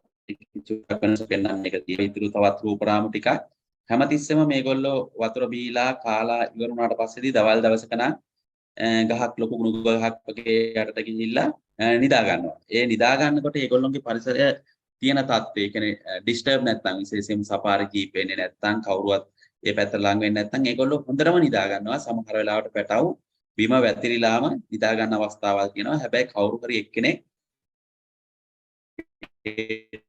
ටීම් එකේ වෙලා එයාගේ වටේ තමයි අනිත් අය ඉන්නේ. එයා චුට්ටක් කන් හලවනවා. අපි අවදියෙන් තමයි ඉන්නේ කියලා වගේ පෙන්වන behaviors ඒගොල්ලෝ ගාව තියෙනවා. හරි. දැන් මුළු කැලේ මාලි ගැන ඉගෙන ගත්තා. දැන් ඊට පස්සේ දැන් යන තියෙන ප්‍රශ්න වලට මේගොල්ලොන්ටත් අපිට වගේම ප්‍රශ්න තියෙනවා. හැබැයි එකම දේ අපි ඉන්නේ දූපතක. මේ දූපතේ ටෙරස්ට්‍රියල් ලොකු සත්තු දෙන්නෙක් ඉන්නවා. එක්කෙනෙක් මිනිස්සු, අනිත් එක්කෙනා අලි. අපි දෙගොල්ලා යන්නේ ඉවලූෂනරි වෙන ලයින් දෙකක. ඒගොල්ලෝ එයාගේ පරිණාමය එයා වෙන පරිණාමයක ලයින් එකක යනවා. අපි තවත් ලයින් එකක යනවා. හැබැයි අපි දෙගොල්ලම මේ දූපතේ ඉන්න ලොකු සත්තු. එතකොට අපි දෙන්නගොල්ලන්ටම එකට ජීවත් වෙන්න හරි අමාරුයි. මොකද එයාට කතා කරන්න බෑ. එයාට දෙයක් කියන්න බෑ. එක්ස්ප්‍රෙෂන්ස් ඒ කියන්නේ මොකක් හරි අදහසක් ප්‍රකාශ කළා එයාගේ අයිතියක් ඉල්ලන්න බැරි සතෙක්. හැබැයි අපිට අයිතිය කතා කරන්න හැඟීම්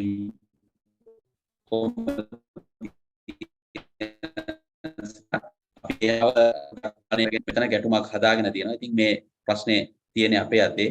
මේ හැම ප්‍රශ්නයක්ම හදලා තියෙන මිනිස්සු ප්‍රශ්න හැදුවේ නැත්නම් ඒගොල්ලෝගේ ගමන යන්න තිබුණා. ඉතින් මේ ප්‍රශ්නේදී ඕනෑම මිනිස්සෙක් උනත් සතෙක් උනත් ප්‍රශ්නයක් වෙන පොදු කාරණා ටිකක් තියෙනවා. ඒ කියන්නේ ඒගොල්ලොන්ට ආහාර තියෙන්න ඕනි ඉන්න. ඊට පස්සේ වතුර තියෙන්න ඕනි බොන්න. ඊට වලට හරි වාසස්ථානයක් තියෙන්න ඕනි. මිනිස් පැටවුන්ට වගේම අලි පැටවුන්ට ඒවා සම්පූර්ණයෙන් සැචුරේට් නම් ඒගොල්ලන්ට යන්න පුළුවන් ගමන හරි පහසුයි.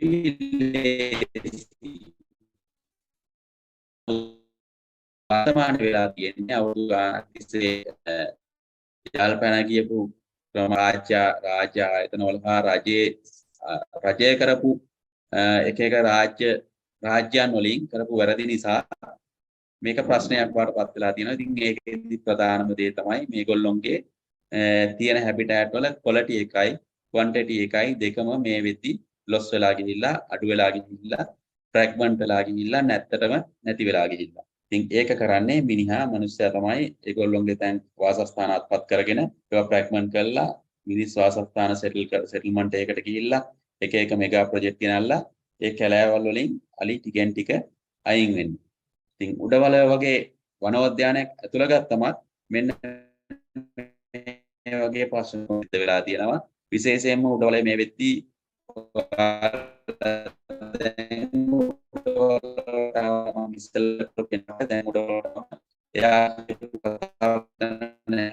කියලා අනිත් හරක් ගොඩක්.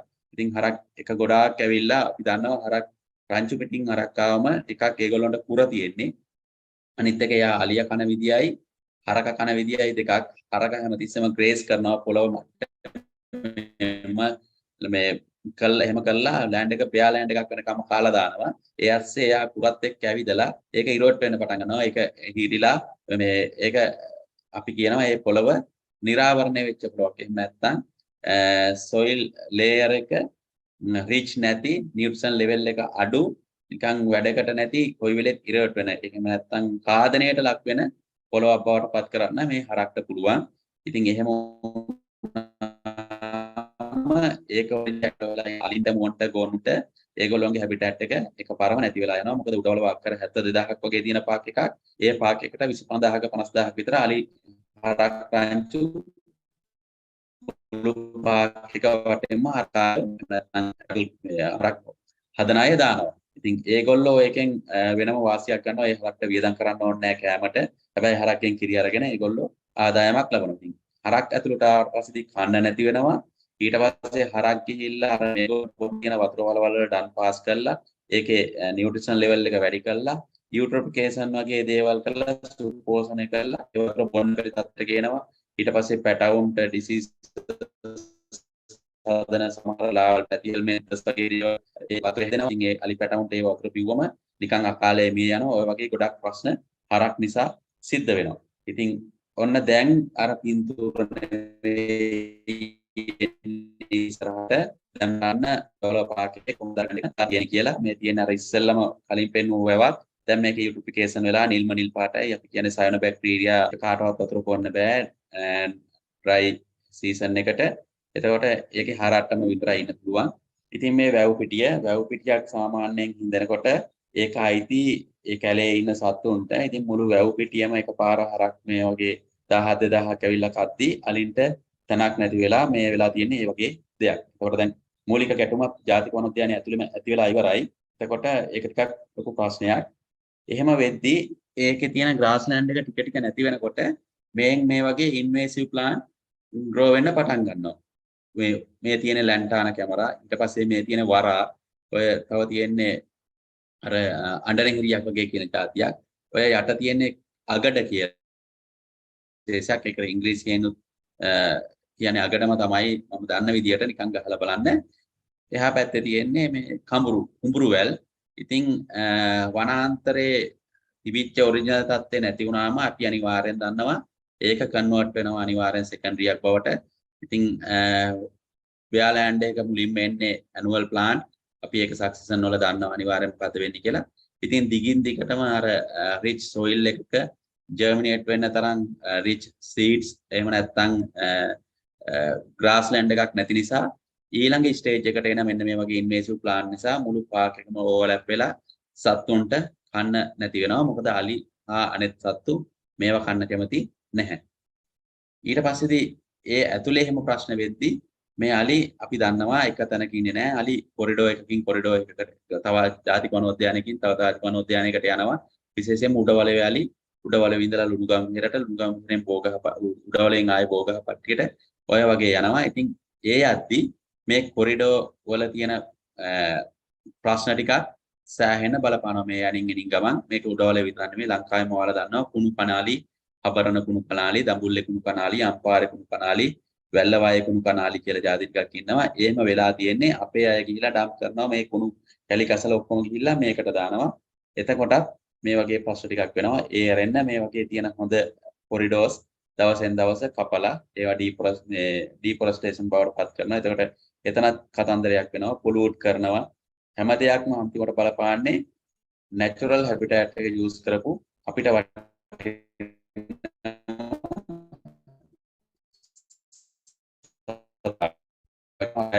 අපිදීමත් සස්ටේනබල් ඩෙවලොප්මන්ට් කියන්නේ නිකන් වචන විදිහට විතරක් තියාගෙන අනිත් ඔක්කොම ටික කරනවා. ඒ කියන්නේ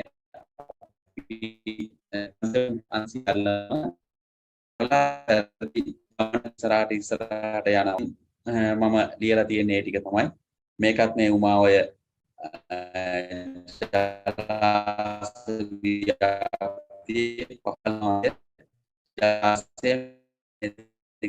කැලෑවක් වුණේ තමයි එතනදී ඒ කැම නැති වෙලා තියෙනවා. තාම වතුර පිරුවෙත් නැහැ. එතකොට ඒ නැති වෙන භූමියෙන් ඒගොල්ලෝ අලි විද්‍රෝ වෙන්න පටන් ගන්නවා. ඒකෙන් එක පැත්තකට විද්‍රෝ වුණාම ඒගොල්ලෝ මේ උදුරුවාගල පැත්තට වගේ යවෙන්නේ. අනිත් පැත්තෙන් බලංගොඩ පැත්තට වගේ යන්නේ. අනිත් උඩට ගියාම හල්දු මුලට වගේ යන්නේ. ඉස්සරහට ආවම බලහරුව හම්බෙගමුව ඒ පැත්තෙන් එළියට. එතකොට කම්ප්ලීට් එක දවසෙන් දවස වැඩි කරන්නේ අපේ අයම තමයි. ඒගොල්ලන්ට තියෙන ඒගොල්ලන්ගේ සාමාන්‍ය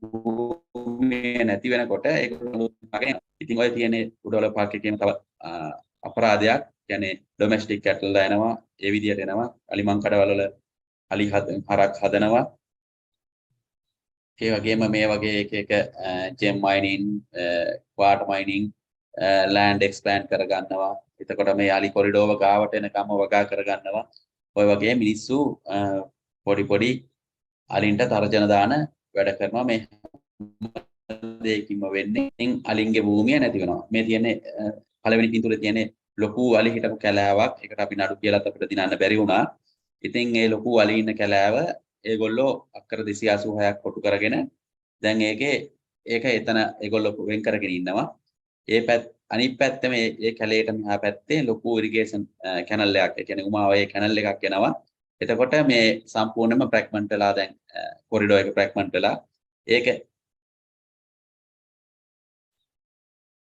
පේනවද?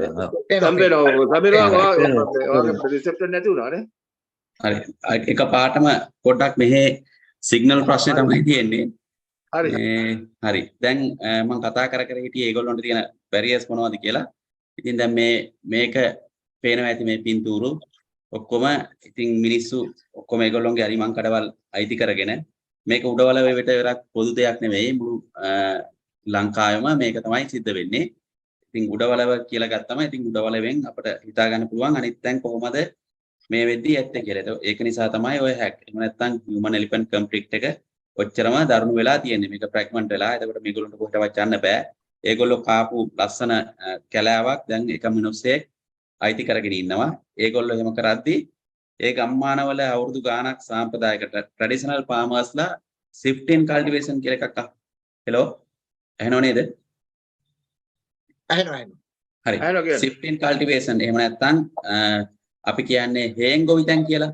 ඉතින් හේන් ගොවිතැන් කර හිටපු අය හේන් ගොවිතැන් කරා නම් මේ අක්කර 280ම අපි හිතමු උදාහරණයක් අක්කර 286 මේ කෑල්ල කියලා. ඒ ගමේම ඉන්නවනම් පවුල් 100ක් ඔය පවුල් 100ෙම ඉන්නේ ගොවියෝ ඉන්නේ 50ක් වගේ. ඉතින් මේ 50 දෙනා අවුරුදු ගාණක් මේක shift කර වගා කරගන්න තිබුණා. එහෙමනම් ඒගොල්ලෝ වගා කරනවා. වගාවේ අස්වැන්න ගත්තම ඒක අපි කියන්නේ ඉපනැල්ල කියලා. ඒක අලින්ට කන්න අතෑරලා ගියපු අර හරි ලස්සන මියුටිලිසම් එකක්. එහෙම නැත්නම් ඒගොල්ලෝ අතර හොඳ සම්බන්ධයක් තිබුණා අලියයි මිනිහයි අතර. නමුත් ඒ සම්බන්ධතාවය කැඩුනේ මේ විදිහට මෙගා ප්‍රොජෙක්ට් වලට ඉඩම් දෙන්න ගියා. ඒතකොට ගමේ මිනිස්සු හිතුවා අපිටත් ඒ වගේ අල්ල ගන්න ඕනි කියලා.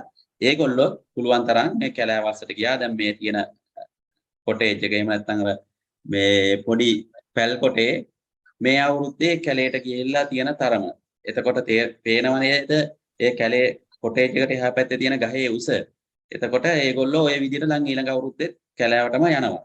ඉතින් ඕක ටිකක් නෙවෙයි ලොකු ප්‍රශ්නයක්. අපිට තියෙන මේ ෆොරස්ට් එක අඩු වෙන එක.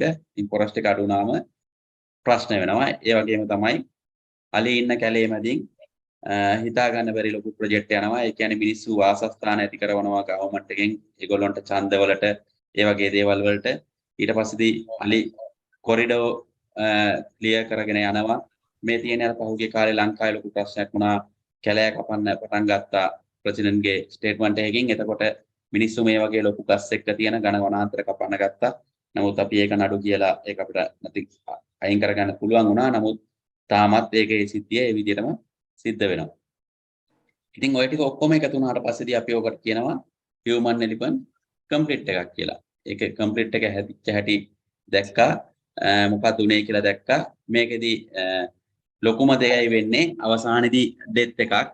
ඒක අලියාගේ පැත්තෙන් වෙන්නත් පුළුවන්. ඒක මනුස්සයාගේ පැත්තෙන් වෙන්න පුළුවන්. දෙපැත්තෙන්ම වෙන එක අපට ලොකු පාඩුවක්. මොකද අපි ටුවරිසම් එක යන රටක්. අපිට ලැබිච්ච සම්පතක්. ඒ කියන්නේ මේක බයෝඩයිවර්සිටි එක රිච් රටක්. ඒකේ ලෝකේ ඉන්න හැම සතෙක්ගෙම වටිනම සත්තු ටික අපට ඉන්නවා. ඒකෙනුත් අලියා අපට ඉන්නවා. ඒ අලියා අපේම අලියෙක්. ඉතින් එයා නැති වෙන එක එයාගේ හැබිටට් ලොස් වෙලා ඒක නැති වෙන එක අපට ලොකු ප්‍රශ්නයක්. අපේ ආර්ථිකයට ප්‍රශ්නයක්. ඒ වගේම අපේ කෘෂිකර්මයත් එක්ක ඉන්න අපේ ගොවියන්ට මේව නැති වෙන එකත් ප්‍රශ්නයක්. ඕක තමයි සරලව කතන්දරේ. ඉතින් අපි බලමු මේ හැක් එහෙම නැත්නම් මේකේ ඉෆෙක්ට් එක කොහොමද අලින්ට බලපාන්නේ කියලා. අපි දන්නවා අවුරුද්ද පුරාම ලංකාවේ දැන් අලි මරනවා දවසකට අලියෙක් ගානේ දවස් 365ට අලි 365කට වඩා වැඩි ප්‍රමාණයක් මැරෙනවා ගිය අවුරුද්දෙත් දැන් මේ අවුරුද්දෙත් ඒක වෙයි කියලා හිතනවා. ඉතින් ඕක හේතුව වෙන්නේ මිනිස්සුම තමයි. මිනිස්සු ඉස්සරට වඩා අලිත් එක්ක ඩීල් කරන්නේ. එහෙම නැත්නම් ගනුදෙනුවක් විදියට විතරයි දකින්නේ. ඉස්සර අලි අඳුරගෙන අලිත් එක්ක ගියපු ලස්සන ගමනක් තිබුණා. නමුත් ඒ සිස්ටම් එකේ පැටර්න් එක දැන් බිඳ වැටිලා දැන් යන්නේ වෙන ගමනක. ඉතින් එහෙම යනකොට මිනිස්සු අලින්ට හක්ක පටස් තියෙනවා. අහලා ඇති ඒක. ඒකට එහෙම නැත්නම් අපි ජෝ බේකර්ස් කියනවා. පොඩි ගුලියක් හදලා ඒක ස්පොට් වෙන පුපුරන ගුලියක් හදලා මේ පත්තක්ක වට්ටක්ක වගේ ගෙඩි වල දාලා ගිහින් කැලේ තියෙනවා. මේක අලින්ටම විතරක් නෙවෙයි ඌරෝ මරන්න, මෝව මරන්න, ඒ වගේ සත්තුත් මරන්න බලාගෙන තමයි තියන්නේ. ඉතින් මේකට අලි පැටව ගොඩක් වෙලාවට ගොදුරු වෙලා හක්ක පුපුරලා හරිම වේදනාත්මක මරණයක් තමයි හම්බ වෙන්නේ මාස ගාණක් තිස්සේ කන්න බැරුව. ඊට පස්සේ මේගොල්ලෝ ෂොට් ගන් වලින් වෙඩි තියලා, ට්‍රැප් ගන් වලින් තියලා අලි මරනවා. ඊට පස්සේ අනවසර විදුලි රැහැන් දාලා අලි මරනවා. ඊට පස්සේ අර වගාලින් කියලා જાතියක් හදාගෙන තියෙනවා ලොකු වතුර ගහන්න ඇග්‍රිකල්චර් වලට ගන්න. හැබැයි ඒවා බැඳලා නැහැ. ඒවා අන්ප්‍රොටෙක්ටඩ්. ඉතින් ඒවයි වැඩිලා අලි මැරෙනවා. ඊට පස්සේ රැයට බස්වල හැප්පිලා උඩවලේ වගේ අලි වැටෙන් පනින්න ගිහිල්ලා මැරිලා තියෙනවා. ඊට පස්සේ කෝච්චි වල උඩවලේ වෙන්නේ නැහැ මේ ප්‍රශ්නේ. නමුත් කෝච්චි වල හැප්පිලත් අලි මැරෙනවා. මම මේ පොදු ප්‍රශ්න ටිකක් දාලා තියෙන්නේ. ඊට පස්සේ ස්නේයා එහෙම නැත්නම් පම්බි මදු පටලවලා අලි මරනවා. උඩවලෙත් ඒක සිද්ධ වෙනවා. ඊට පස්සේදී සමහර වෙලාවට අර හරක්ගේ ප්‍රශ්නේ වගේ නිසා ඩිසීසස් හැදිලා සත්තු මැරෙන්න පුළුවන්. ඊට පස්සේ ඇද්දලා ජාවාරමටත් අලි මරනවා. ඊට අමතරව ලංකාවේ ලොකු ප්‍රශ්නයක් තියෙනවා ස්මග්ලින් එලිෆන්ට්. ඒ කියන්නේ පැටව හොරකම් කරන ජාවාරම් කරනවා පන්සල් වලට දෙන්න. ඒ වගේ දේවල් වලට දෙන්න. ඉතින් ඒකෙදිත් අම්මා මරලා එහෙම අලි පැටව ගන්න අවස්ථාවල් තියෙනවා. ඉතින් ඒ වගේ ප්‍රශ්න එක්ක මේ ගැටුම අලියගේ පැත්තෙන් ওই වගේ ආකාරවලට වෙලා ඒකේ ප්‍රතිඵලය තමයි මේ තියෙන පින්තූරු. ඉතින් ඔය පළවෙනි පින්තූරේ ඉන්නේ මිනිස්සෙක් අනවසර විදුලි රැහැනක් දාලා අලියා ඇවිල්ලා ගස්ලබුව ගාවේදී අලියා මැරුණා.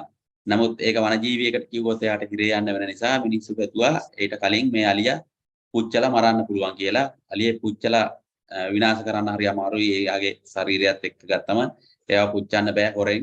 ඉතින් අපිට කෝල් එකක් ආවා මේ ඉන්නේ ඔය මම ඉන්නේ ගිහිල්ලා මම තොරතුරු ගන්නකොට වැඩේ වෙලා ඉවරයි. අන්තිමට එයාට හිරේ යන්න වුණා.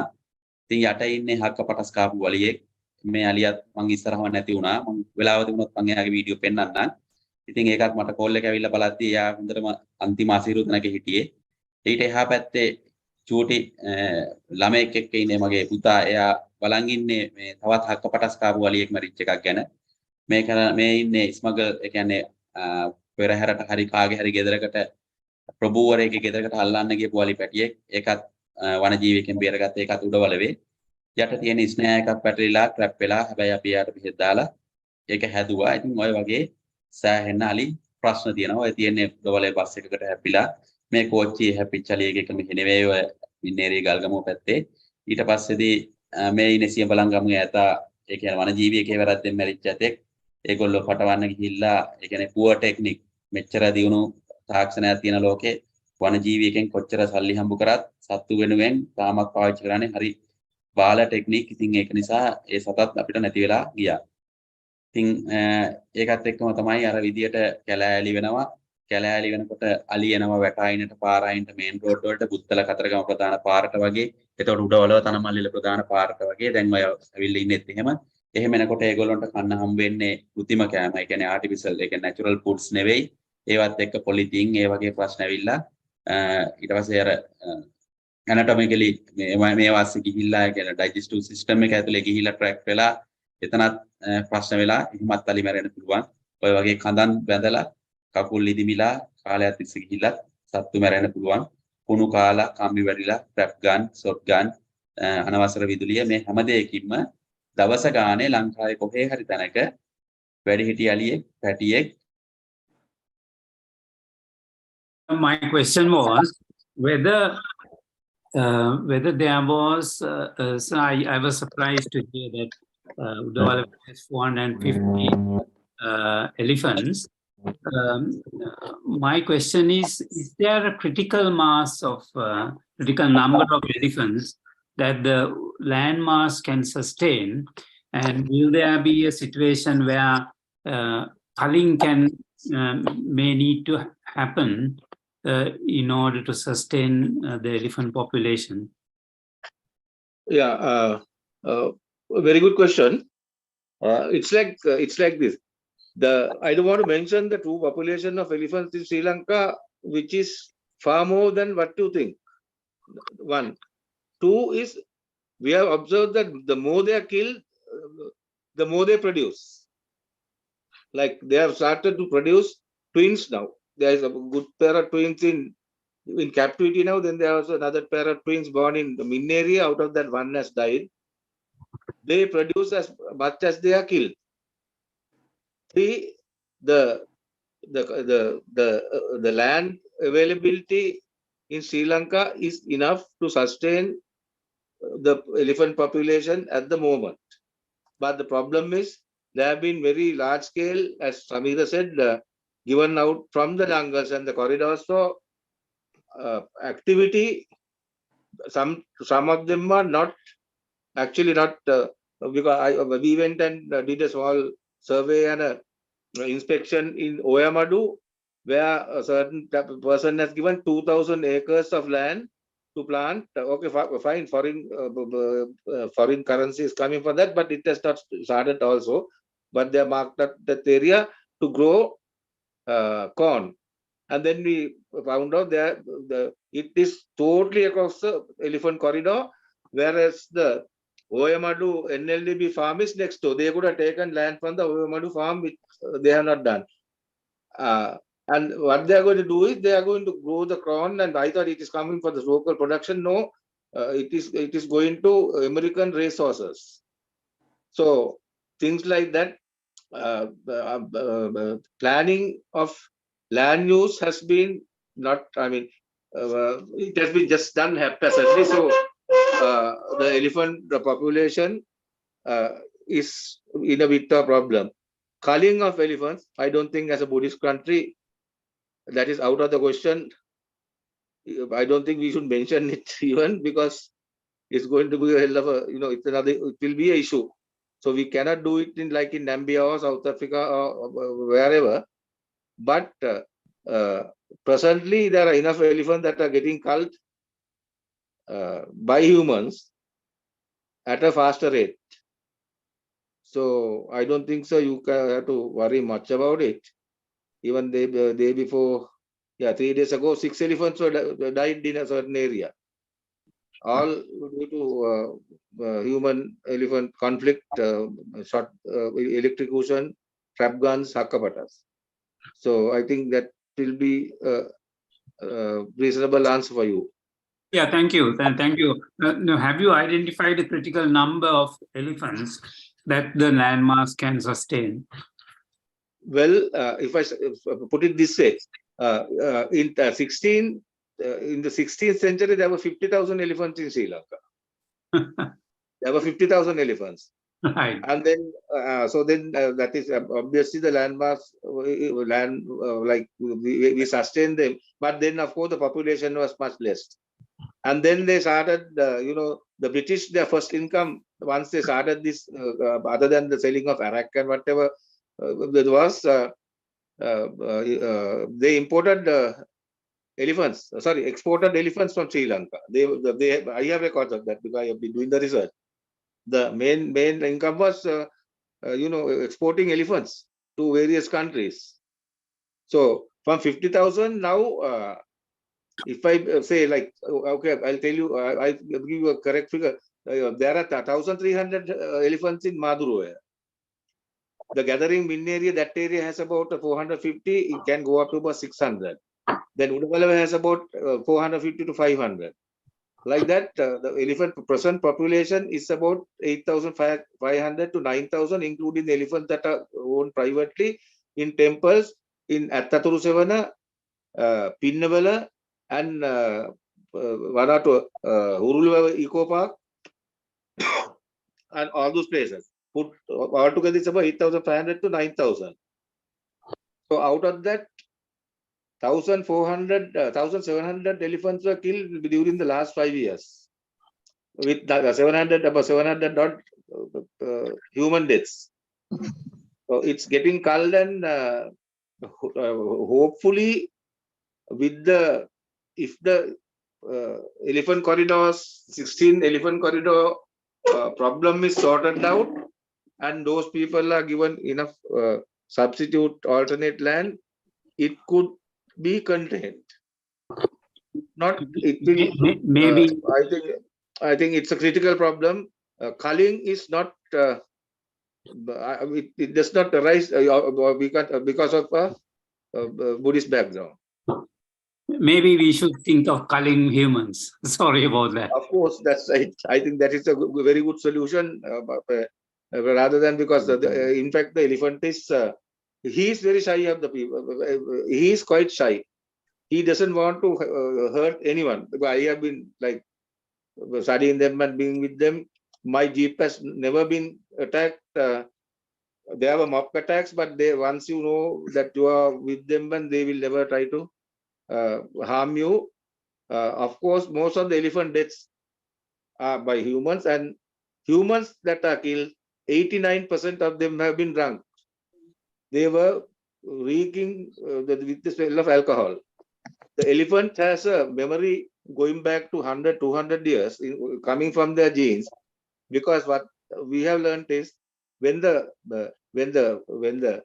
British started, when he went for his shoot, he had this he wore his Old Spice cologne, and he had a sort of gin and tonic when he, like even Thomas saw.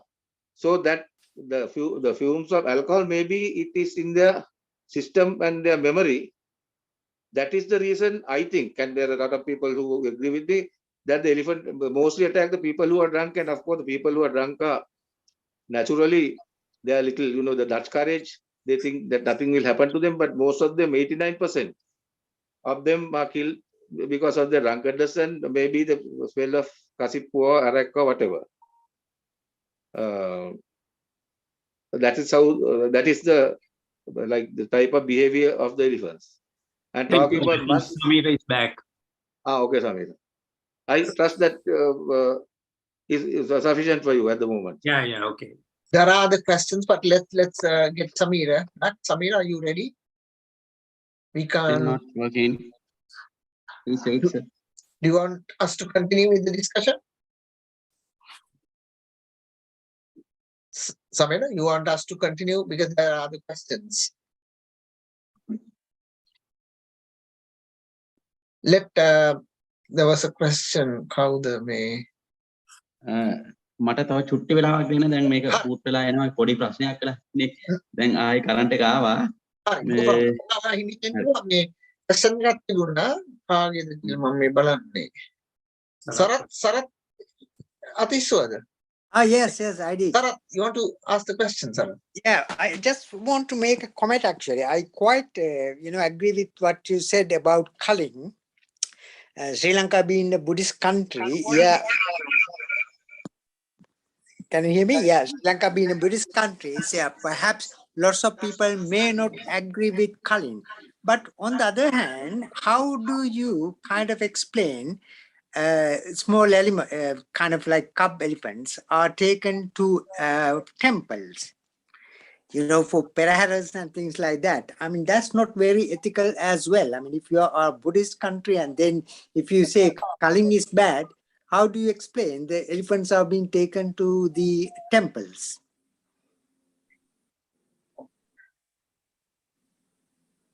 Aruna? Yes. There are the young generation, 100% whom I have worked with are against elephant held captive they've been taken on parade. Elephant. Actually, now we have been very fortunate that we have stopped 98% of the elephant rides that were being given in tourist hotels. Also, the most of the natural, in fact, 100% of the naturalists are against elephants being used for pageants and for various things, because it's a torture for them. Absolutely. Even the elephant is covered with various, beautifications are done, covered with cloth, lights are put, untold hardships, because we have seen elephants suffering.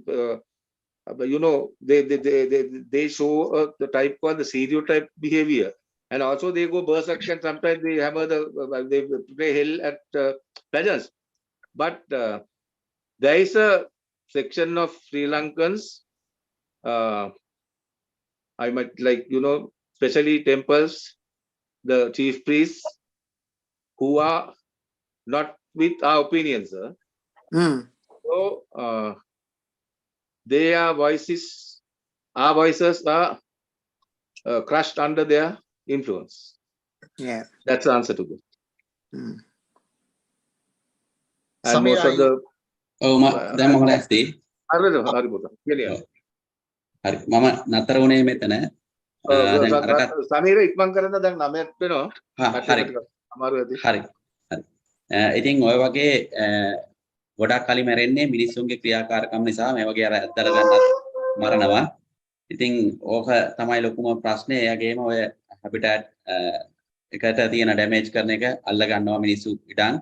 ඉතින් ඒවා ඔක්කොම සාමාන්‍ය දේවල් වලින් ටිකක් ඉස්සරහට ගිහිල්ලා politics එක එකතු වෙලා තමයි කරන්නේ. ඒකට පොලිටික්ස් ප්‍රශ්නයක් වට පත් වෙනවා. ඒක අර සෝෂල් ප්‍රශ්න එකක් වගේම ගොඩක් ඉස්සරහට යනවා. ඉතින් මේ විදිහට හරි දිගින් දිගටම නැති වෙනවා. ඒකේ අනිත් පැත්ත තමයි මිනිස්සුන්ට වෙන හානි. ඒගොල්ලොන්ගේ දවස ගානේ ක්‍රොප් රේඩින් වෙනවා, ප්‍රොපර්ටි ඩැමේජ් වෙනවා, හවුස් ඩැමේජ් වෙනවා. සමහර වෙලාවට ෆුල් ඩිසේබල් වෙන්න පුළුවන්. එහෙම නැත්නම් ඩෙත් වෙන්න පුළුවන්. මේ ගිය මාසේ 2 ඇතුළත විතරක් උඩවලවේ සිද්ධ වෙච්ච දේවල්. මේවා ඔක්කොම මනුස්සයෝ මැරුණා, වගා හානි වුණා. ඉතින් මේවා ඔක්කොම අපරාධ. ඒ කියන්නේ මිනිස් මරණයක් වුණත් මේ විදිහට ක්‍රොප් රේඩ් කරාට පස්සේදී ඉතින් ප්‍රශ්නෙට උත්තර අපි දීලා තියෙනවා. ඉතින් අංක 1 තමයි මේගොල්ලොන්ට තියෙන භූමි ප්‍රමාණය ක්වොලිටි එකයි ක්වොන්ටිටි එකයි අනිවාර්යෙන්ම ඒක පවත්වාගෙන යන්න ඕනි. එහෙම නැති වුණොත් ප්‍රශ්නයක් වෙනවමයි. ඒ ඇරෙන්න අඩු වෙන ක්වොලිටි එක හදන්න හැබිටට් රෙස්ටොරේෂන් මැනේජ්මන්ට් එකකට කාලයක් යන්න ඕනි. මේක ඇඩ්මිනිස්ට්‍රේටිව් ප්‍රශ්නයක් කරගන්නේ නැතුව, පරිපාලනීය ප්‍රශ්නයක් කරගන්නේ නැතුව ඒක දිගින් දිගටම අරගෙන යන්න ඕනි. එතකොට අලුත් දේවල් අඳුනලා දෙන්න ඕනි. අර ඇක්ෂන් ප්ලෑන් එකක් හදුවා අපේ ડોක්ටර් පත්මලාල්, ඊට පස්සේ තමයි ඒ වගේ ડોක්ටර් සුමිත් පිලපිටිය, ડોක්ටර් පෘථ්විරාජ් වගේ ලොකු ටීම් එකක් එකතු වෙලා වනජීවි එකට ඇක්ෂන් ප්ලෑන් එකක් හදුවා. මොකද කොහොමද මේක මිටිගේෂන් කරන්න කියලා. ඉතින් ඒ වගේ දේවල් ක්‍රියාත්මක වෙන්න ඕනි. ඒකේ තිබිච්ච ඇක්ෂන් ප්ලෑන් එකේ තිබිච්ච ගොඩක් දේවල් තමයි මම ඔය දාලා තියෙන්නේ. පුළුවන් තරම් මිනිස්සු දැනුවත් කරන්න ඕනි. මිනිස්සුන්ට බෙනිෆිට් ෂෙයා වෙන්න ඕනි. දැන් උඩවලවේ ගත්තොත් කවුන්ටරේ පැත්තේ ඉන්න මිනිස්සු රිච්, පාක් එකෙන් එහා පැත්තේ ඉන්න මිනිස්සු පුවර්. එතකොට අපි ඒක නැති කරන්න ඕනි. දෙපැත්ත බැලන්ස් කරන්න ඕනි. මේ සල්තුන්ගෙන් හොයන සල්ලි වලින් පුළුවන් තරම් නිව් ටෙක්නික් වලට ගිහිල්ලා හැබිටට් රෙස්ටොරේෂන් වලට ගිහිල්ලා ගොඩාක් පුළුවන් තරම් මේ වටින වැරියබල් වැඩ කරලා මේක අපට ගොඩ දාගන්න පුළුවන්. ඒවා තමයි ඔය මම දාලා තියෙන්නේ. ඉතින් ඒකෙදි අංක 1 තමයි විශේෂයෙන්ම මේ මිනිස්සුත් එක්ක ගිහලා කතා කරන්න ඕනි. කතා නොකර හිටියොත් ප්‍රශ්නේ තේරුම් ගන්න නැහැ. අලුත් ටෙක්නික් අඳුනලා දෙන්න ඕනි. විශේෂයෙන්ම ගමත් එක්ක වනජීවී එකේ පහළ ග්‍රවුන්ඩ් ලෙවල් එකත් එක්ක ලොකු රුචි සම්බන්ධතාවයක් අපි තුන්වෙනි පාර්ශවයක් විදියට අපිට කරන්න පුළුවන්. පර්යේෂකයන්ට, එන්තූසියස්ලට, එහෙම නැත්නම් ආධාර අනුබල දෙන අයට, අලින්ට කැමති අයට, අලි බලන්න එන අයට, ඒ වගේ අවස්ථාවල් කිහිපයක් තමයි මේ අපි ගමත් එක්ක කතා කරනවා. ඒගොල්ලොන්ගේ අඩුපාඩු හොයනවා. විශේෂයෙන්ම අපි ඒගොල්ලොන්ගේ මයින්ඩ් එකට දෙන්න නම් හොඳම තැනක් තෝරගන්න ඕනි. ඒ වගේ වෙලාවට අපි කරන්නේ ඉස්කෝල, මොන්ටිසෝරි වගේ තැන් තමයි අපි ටාගට් කරන්නේ. එතකොට එතෙන්දී එක පවුලකට දෙනවට වඩා මුළු ගමකටම අපිට අපේ නොලෙජ් එක දෙන ගමන් බෙනිෆිට් එකකුත් දෙන්න පුළුවන්. මේ මට අනුර මහත්මයා කරපු උදව්ව, ඒ කියන්නේ අපිට සෙවණගලාවට දොවලවට කරපුවා.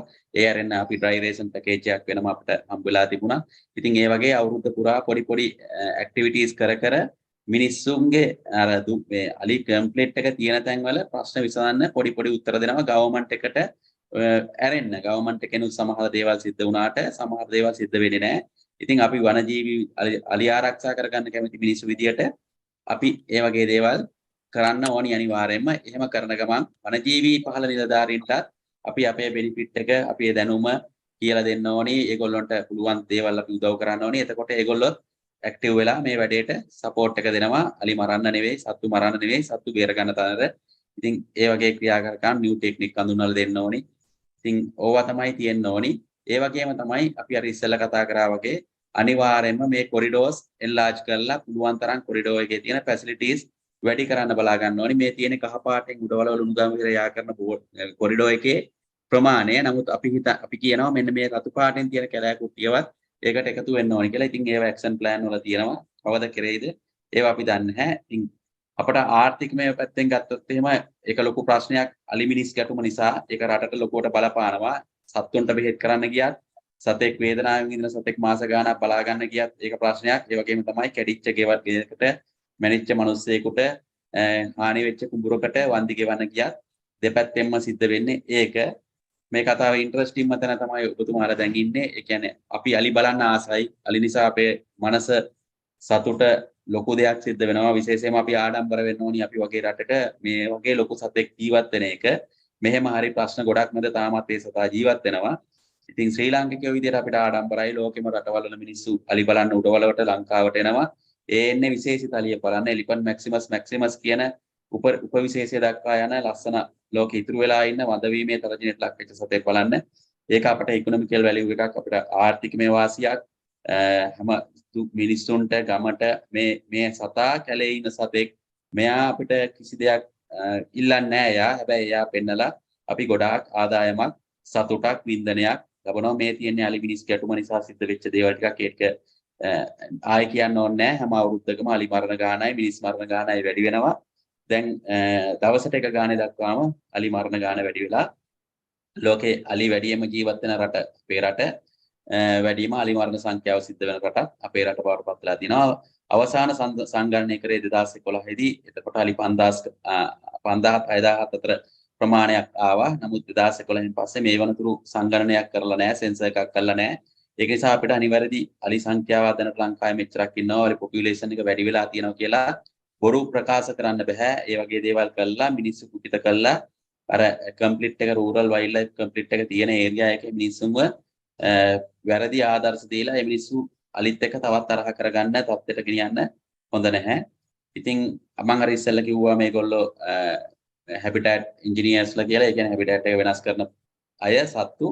ඉතින් මේ තියෙන ඒ පොයින්ට් ටික මේ වගේ තන්දර ගොඩක් අලියා ඉන්න වනාන්තරයක එයා සම්පූර්ණයෙන්ම මේක කන්ට්‍රෝල් කරගන්නවා. එයා කැලෑවක් හදා ගන්නවා එයාට ඕන විදියට. හැබැයි ඒ කැලෑව ඇතුලේ අනිත් හැම සතෙක්ම එයාත් එක්ක ඉන්න හැම සතෙක්ම ප්‍රොටෙක්ට් වෙලා ඉන්නවා. ඒ වගේම තමයි ඉතින් ඒ කීස්ටෝන් එකේ මේ කී එක නැති වුණා කියලත් ඒකත් අනිත් සතුන්ට ආහාරයක් වෙනවා. ආහාර දාම ෆුඩ් චේන්ජ් එකේදී එක කොටසක සතෙක්ට මේ මැරිච්ච ශරීරය පවා කන්න සෑහෙන සත්තු ප්‍රමාණයක් එනවා. ඉතින් ඒකත් ලොකු කතාවක්. මේ ෆුඩ් චේන්ජ් එකයි ෆුඩ් වෙබ් එකයි ගත්තත් අලිය එතනත් සෑහෙන පිරිසකට කැලේ ඇතුලේ ආහාර සපයනවා. ඒක නිසාම අපි මෙයාට කියනවා මෙයා කුඩයක් වගේ කියලා. කුඩ ඇම්බ්‍රෙලා ස්පීසිස් එකක් කියලා.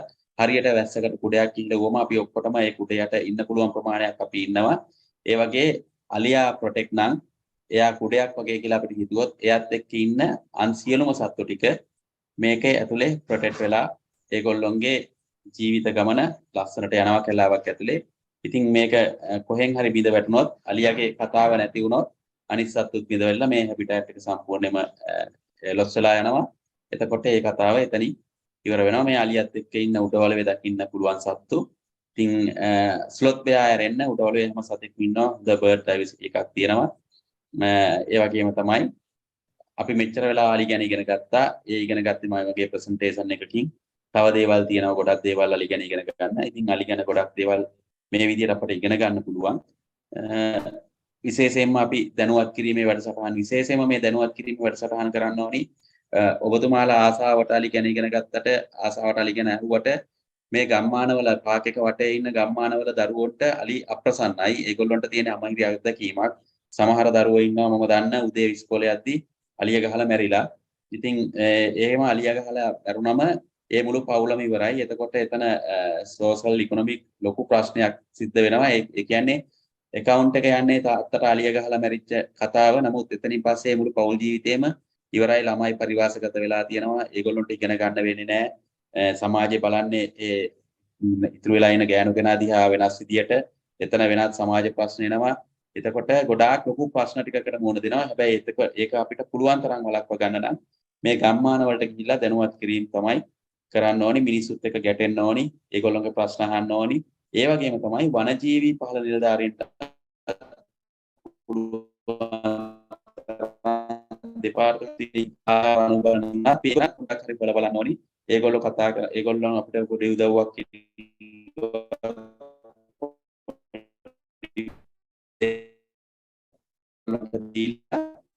ඒක ආර්ථික වාසියකුත් ගන්න පුළුවන්. මේ විදිහින් අපිට වඩා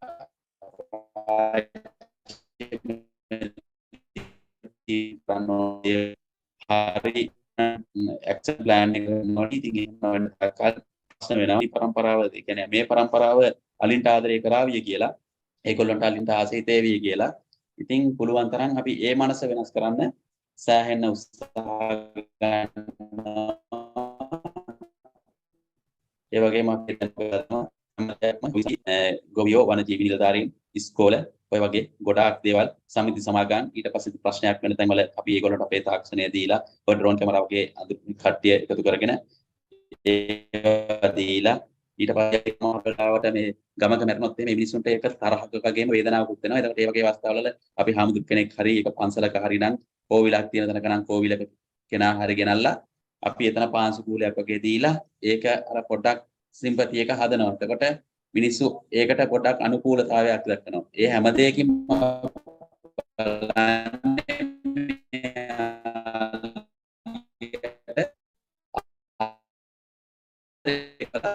කරන්න තමයි එහෙමකක්. ඊට පස්සේ මගේ කතා තව කෙනවා ඇලිවන් ෆාම් සිස්ටම් එකක් ලංකාවේ කරනවා. හොඳ කන්සෙප්ට් මං වෙන ඩිසේබල් වෙන අම්මා මැරිච්ච අම්මා නැති එහෙම නැත්නම් කිරි බොන්න බැරි වෙච්ච දුර්වල වෙච්ච කවුරු හරි පැටියෙක් අපි අරගෙන ඇවිල්ලා උඩවලවට අරන් ඇවිල්ලා මිනිමම් ඩිස්ටර්බන්සස් ඒ කියන්නේ මිනිස්සුන්ගේ ගැටීම අවම කළා වනජීවී නිලධාරීන්ගේ ගැටීම අවම කළා ඒගොල්ලෝගේ නියුට්‍රිෂන් ලෙවල් එක ෆුඩ් ලෙවල් එක හදන්න පුළුවන් තරම් හදලා හොඳ වෙටනරි යුනිට් එකකුත් එක්ක වෙටනරි සර්විස් එකකුත් එක්ක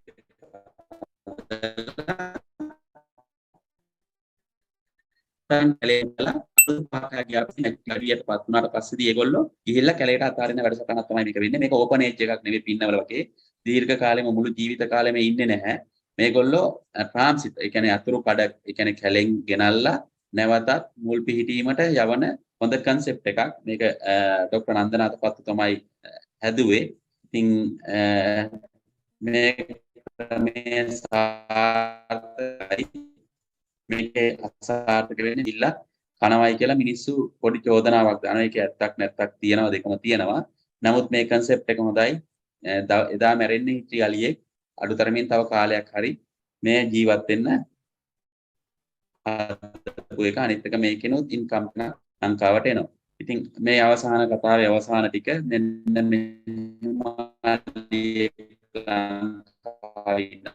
මේ කියන්නේ කුරුවලියා ලෝමින සජීවී කියන්නේ පොඩි මියුට් මේ විකෘතියක් ඒ කියන්නේ මියුටේෂන් එකක් ඥාන විකෘතිමය තත්ත්වයක් නිසා හෙලෝ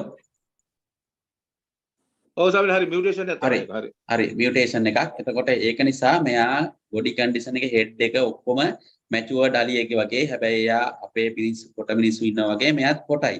එච්චරයි මේකේ තියෙන ලොකුම ලස්සනම කතාව තමයි මම මෙයා කැලෙන් පිට කොහෙද යන්නේ කියලා බලන්න. මෙයා අවුරුද්දකට එන්නේ උඩවලව කැලේට පේන සීමාවට එන්නේ එකපාරයි. මැයි ඉඳලා ජුනි ජූලි වගේ දක්වා. හැබැයි මෙයා හොයන්න මම කැමරා ට්‍රැප් දැම්ම කැලෙන් පිට ගිහිල්ලා. එතකොට මට හම්බුණා තව මෙයා වගේම චූටි ගෑනු සතෙක්. එයත් ඒ જાතියම කෙනෙක්. මේ දෙන්නම යන්නේ එකම පාරේ. තාම ඒක පබ්ලිෂ් කරේ නෑ. එයා මම සාමාන්‍ය සජීවී හැට මම තාම දැක්කේ නැති නිසා. ඊට පස්සේ අපේ කට්ටිය තවත් වරද්දන තමයි මේ කැලේ ඉන්න සත්තුන්ට ආදරයට කන්න බොන්න දෙනවා. මේක අර අපේ රට මල්ටිකල්චරල් ඒ නිසා බුද්ධ ආගමේ කට්ටියත් කන්න දෙනවා, අනිත් ආගම් වල අයත් සත්තුන්ට කන්න දෙනවා. නමුත් කැලේ සත්තුන්ට කන්න දෙන එක ඒ තරම්ම හොඳ දෙයක් නෙවෙයි. මේ බ්‍රීඩින් පැටර්න් එකට පුරුදු වුණාම මේගොල්ලෝ කැලෙන් පිටට එන්න හරිම ලේසි. ඉතින් අනිත් එක තමයි මේ වගේ පරණ කෑම, ජරා කෑම දෙන්නේ. ඉතින් ඒක සතාටත් හොඳ දෙයක් නෙවෙයි. ඉතින් කතාව අවසන් වුණා. ඉතින් කතාව ඇතුලේ මගේ ගමනට ඉන්න අය තමයි මේ ඔය උඩ ඉන්නේ ડોક્ટર ශර්මින්.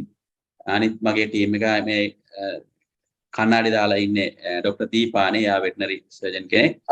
එහා පැත්තේ ඉන්නේ ડોક્ટર ප්‍රොෆෙසර් දේවකීර්ති වීරකෝන්. යට ඉන්නේ ડોક્ટર ඉනෝකා, ડોક્ટર කුමුදු රාජපක්ෂ. එයා රිටයර් වෙලා ඕපන් හිටියේ. ඊට පස්සේ මාත් එක්කම ඉන්නේ වගේ අපේ අනුර මහත්තයාගේ දෙන්නගේම සර්ගේ සුපර්වයිසර් සර් ප්‍රොෆෙසර් පත්මලාල්, හිටපු ඇසිස්ටන්ට් ඩිරෙක්ටර් කෙනෙක් වනජීවි දෙපාර්තමේන්තුවේ.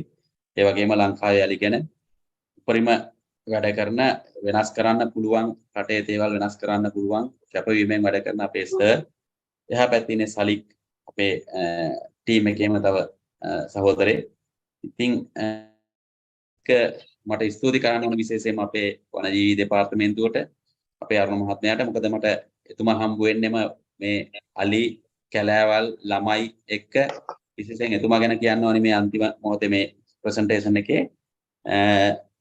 එයාට ලොකු හැකියාවක් තියෙනවා පුංචි ළමයින්ට වනාන්තර වටේ ඉන්න ඉස්කෝලවල ළමයින් එක්ක මේ වැඩේ ගෙනියන්නේ. ඉතින් එහෙම වෙලාවක තමයි අපි හම්බුනේ. ඉතින් මම ඒකට හරිම කැමතියි ඒ concept එකට. මොකද අපි කරන්නේත් ඒ වගේ දෙයක්. පුංචි ළමයි තමයි වෙනස් කරන්න ඕනි.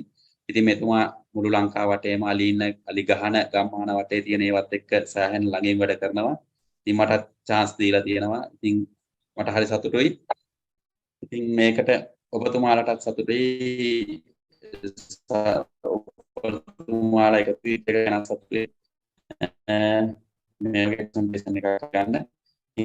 මොනවා හරි දෙයක් ලැබුණා නම්, ඉගෙන ගත්තා නම් ඒක මට සතුටක්. ඒක අපේ සතුටක්. ඔයාලා ඔක්කොම ස්තුතියි.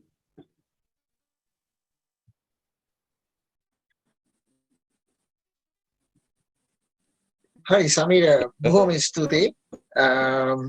ඒක ඊටාම රසවත් කතාවක් වුණා අපි සියලුම දෙනාට. මෙතන මේ ප්‍රශ්න වගේක් තිබුණා. මම දැක්කයි කවුද එක්කෙනෙක් අහලා තිබුණා මේ බී කීපින්. ඒ කියන්නේ මේ මීමැස්සෝ එහෙම ඇති කරාම ඒකයි නිසා අලියෙන් නැතු ඉන්නවාද කියලා මම ඒක ගැන දන්නේ නැහැ. හරි අහපු අපි උඩවල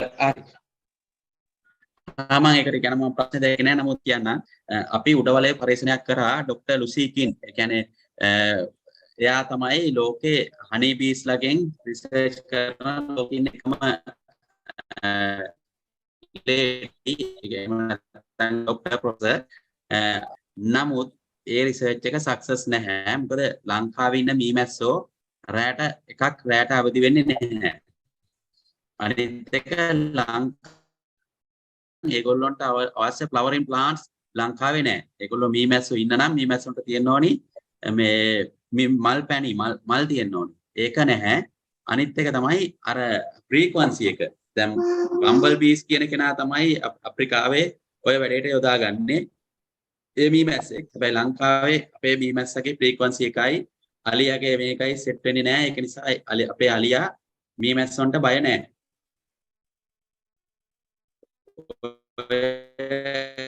පොත් එක ප්‍රයිවට් වස්කම පැත්තේ කරන්න ගිහිල්ලා වැඩේ වරද්ද ගත්තා. ඒගොල්ලෝ ඒක මාකට් කරන්න ගියා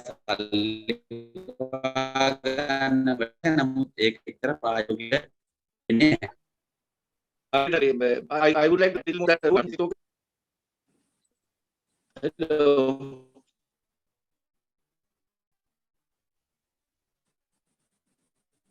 hello. Hello. මේ පොඩක් ඇහෙනවා මදි ගියා පාරින් මගේ පැත්තෙන් I would like to add. Yes, sure, yeah. Ruan, I can add a little more to that. I have personal experience in bees along the Udawalawe Park because I was in charge of a farm just next to the Udawalawe Park. I tried it. As Sameera said, it was not successful at all. He said the location that is required for the bees are not there. I had to keep water mixed with sugar to attract the bees and keep them there. Then, of course, then in the afternoons, the monkeys come and hammer the whatever the nights. Also, you get the elephant active, but the bees are not active. Elephants are actually resting in the afternoons most of the time, especially the rogue elephants and the males. So that people try to do it to attract foreign currency, and like the NGOs were funding and said big, but it is not success in Sri Lanka. Yes. Very excellent talk, and I really enjoyed it. 2 hours. Thank you very much. May swimming elephants කියලා මම video එකක් දැම්මා මොකක්ද ඒකෙන් කියන්නේ?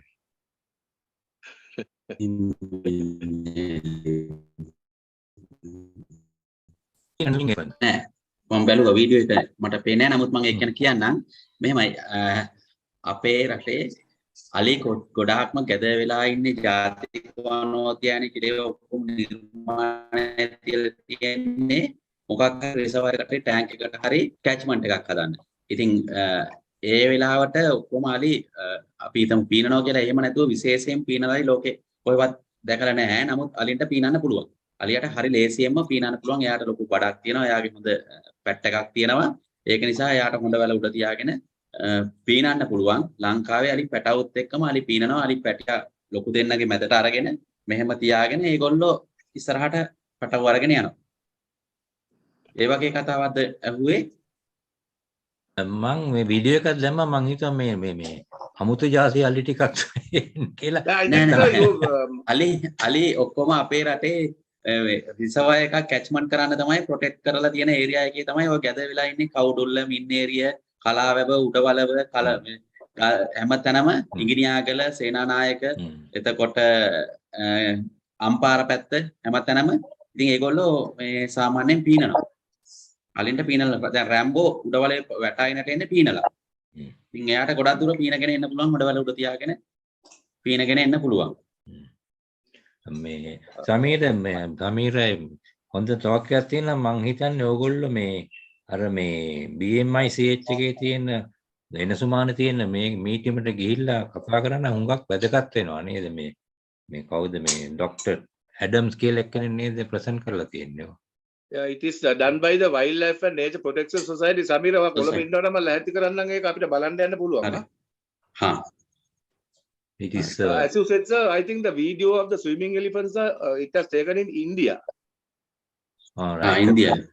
Our India තියෙන දුර මූදෙන් පීනන් එනකොට they show some underwater shots also. Elephants තුන් දෙනෙක් කොහෙද ගිහිල්ලා එන එකනේ. ඔව් එකපාරක් අපේ යාලදිත් එහෙම එකක් වුණා.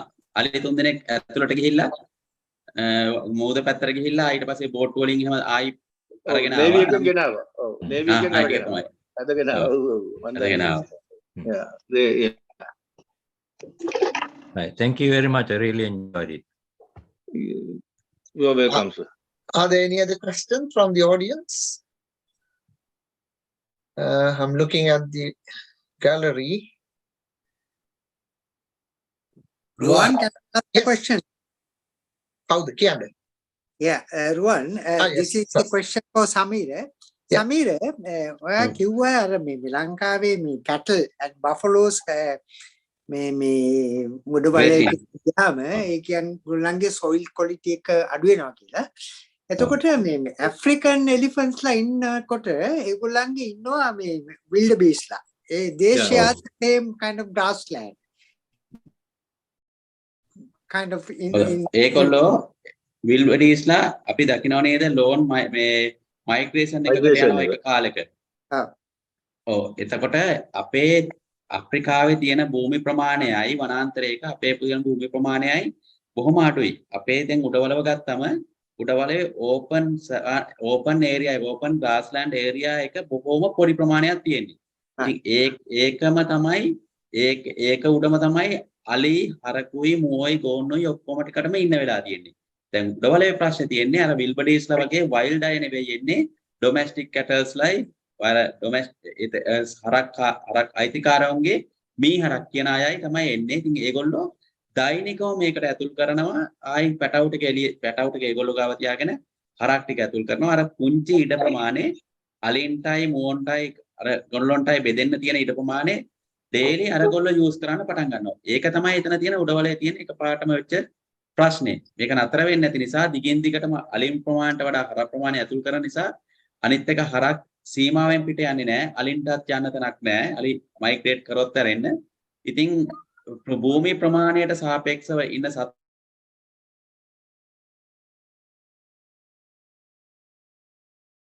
කම කෑම જાතිය තමයි උඩවලේ ඒ දෙගොල්ලන්ටම කන්න තියෙන්නේ. ඉතින් ඒ දෙගොල්ලන්ගෙන් හරක දිනලා තියෙනවා. ඒ දිනනකොට ගොඩාක් හරක් එකට ඇවිල්ලා තමයි අර කුර ගැටිලා මේ වෙදරින් නිරෝෂන් වෙලා එක බෙයාලෑන්ඩ් එකක් වෙලා තියෙන්නේ. Right. Okay. Thank you. Any other questions from the audience? Ruan, Yes.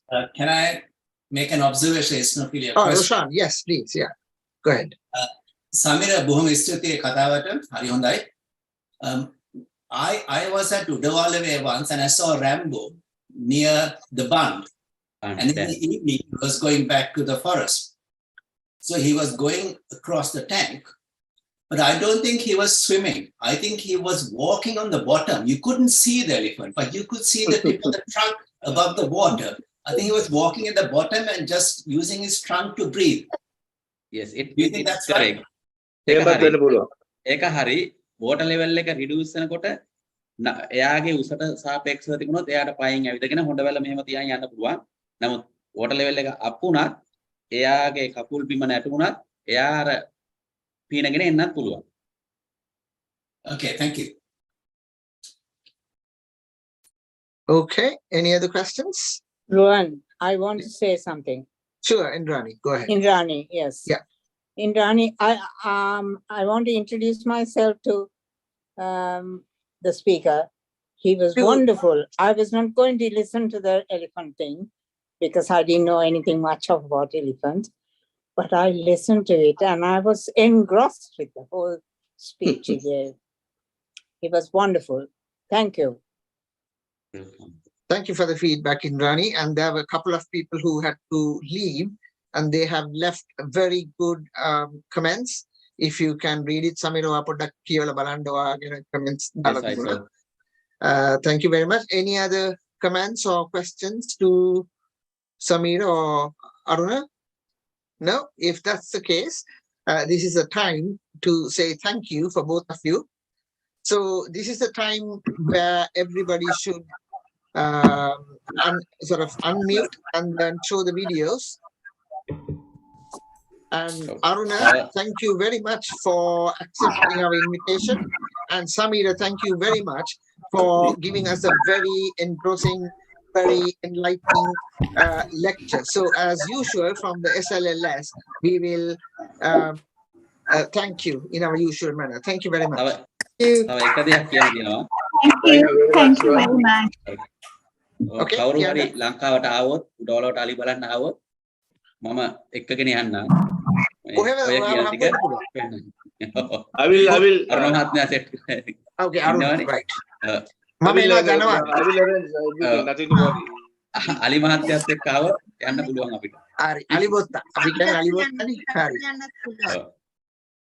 Okay. හරි. Thank you very much. Thank you and good evening everybody. Thank you. Thank you. Thank you all. Thank you very much for the patient hearing. Thank you very much. Bye.